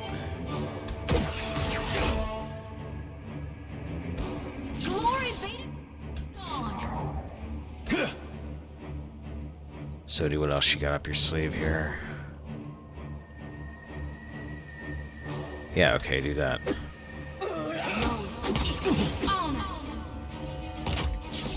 Shit, Sodi, look out.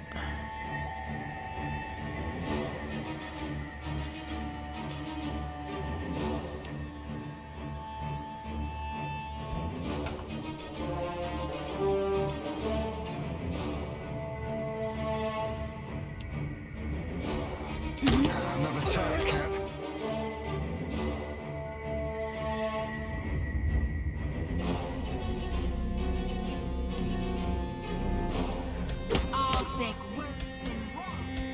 Let's go. Okay, we're getting there, we're getting there.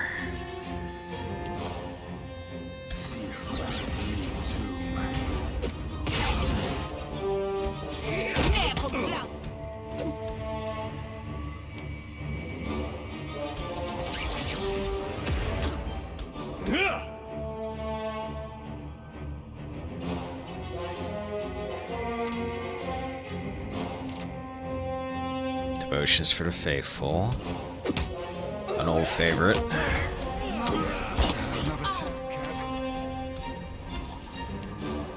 Second Wind. Seraphim, let's try to, who are you going after right now?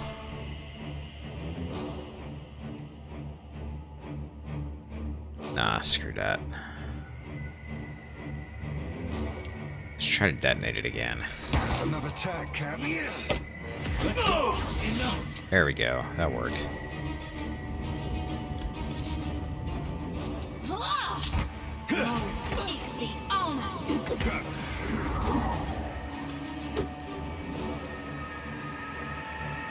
Ahoy. better. Nobody died. That's an improvement.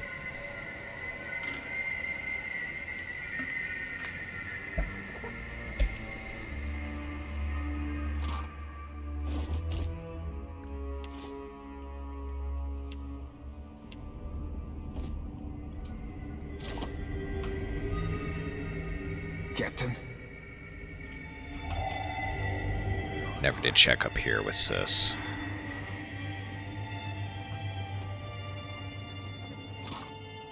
More spirit residue. Got a lot of that going on. Flickering motes of energy stream towards the vortex in an unending march. Will do. A wall formed from tessellating blocks of bismuth rises before you, and from out of that wall just juts a face at least 3 amawa high. Its mouth hangs open in a silent shout, eyes wide. A damp, frigid wind screams between the rocks. It carries whispers in its wake and chills you to your core. What have we here? The voice of Rumgand rumbles from the stone. A wayward watcher has wandered into my realm. Whatever should I do with you? The god chuckles to sound like boulders crashing down a mountainside. You did not receive an invitation to my realm, Herald of Barath. Tell me, why should I not grind your soul to dust? The stone face splits into a broad smile. I doubt Barath would appreciate that. I do not fear Barath's wrath. Embrace oblivion with open arms, Watcher. Chill wind you first felt when you entered this place picks up. It becomes a deafening cacophony, a shriek so loud and sharp it might tear the very bones from your skin, or shred your soul to cobweb tatters. Wait. Your cry echoes out into the void. Slowly the wind dies and the cold abates. Do you fear dissolution after all? How droll. No, I just wanted to tell you that you have something on your face. As much as it would delight me to scatter your soul, you belong to Barath. I will spare you that fate. For now. I knew you wouldn't do it. Say nothing. Now, on to the matter that brought you here. Your Animancer friends meddle in things beyond their comprehension. Were I not the generous creature I am, you would have died. Be sure to tell the Animancers that they have failed, and that they have drawn my gaze. I will not hesitate to obliterate them if they irritate me again. I dig his voice, it sounds cool. Say nothing. You might prepare yourself, Watcher, for something wondrous is on the horizon. Eothas will usher in an age glorious in its brevity. I'll usher in a glorious sword to your face. What does that mean? You will soon learn. In the meantime, enjoy the world as you know it while you can. And do send my regards to your Animancer friends. Rumgand's voice face and nothing, only the wind remains. I'll never stray again if you just keep me away from Remergond. On it. Remergond, however you pronounce it. It's been a while.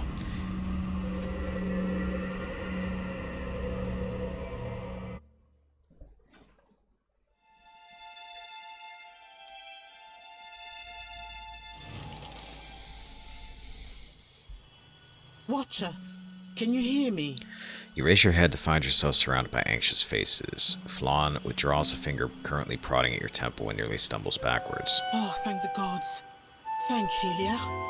Merla, you had us in a panic. Flan sets a hand to her chest and fans herself with the other. I don't have to tell you it didn't work. The current spiked and you went completely still. Breathing, but nothing else. We sent for the physician. Myself, I was about to try throwing some water in your face. What happened? Did you feel any pain? Do you remember anything? I think I ended up in the Beyond. Flan raises a brow, but the other Animansters look at you with undisguised curiosity, even awe. What was it like? Cold. Weird. While you speak, one of the researchers prods you gently with a copper rod. You hear a device in his hand give a high, piercing whine. Well, now what? Senteri, Watcher, truly. It seemed we sent your mind further afield than intended, and without the rest of you in tow. Not entirely outside our predictions, but not the result we wanted. We have stipend for volunteers. You're welcome to the sum of it. I hope it goes some way toward earning your forgiveness. Just as I hope this hasn't put you off helping us. We just have to adjust the current, give you a chance to control your flight, for want of a better word. We're all very glad you're in one piece. We'll have a look at the machines, figure out what went wrong. Until then, I'm sure our friends at headquarters will want an update, and to see I haven't done you any permanent harm. We'll send word when we're ready here. Notice I conveniently didn't tell them about the threat. I would have if I had the option, but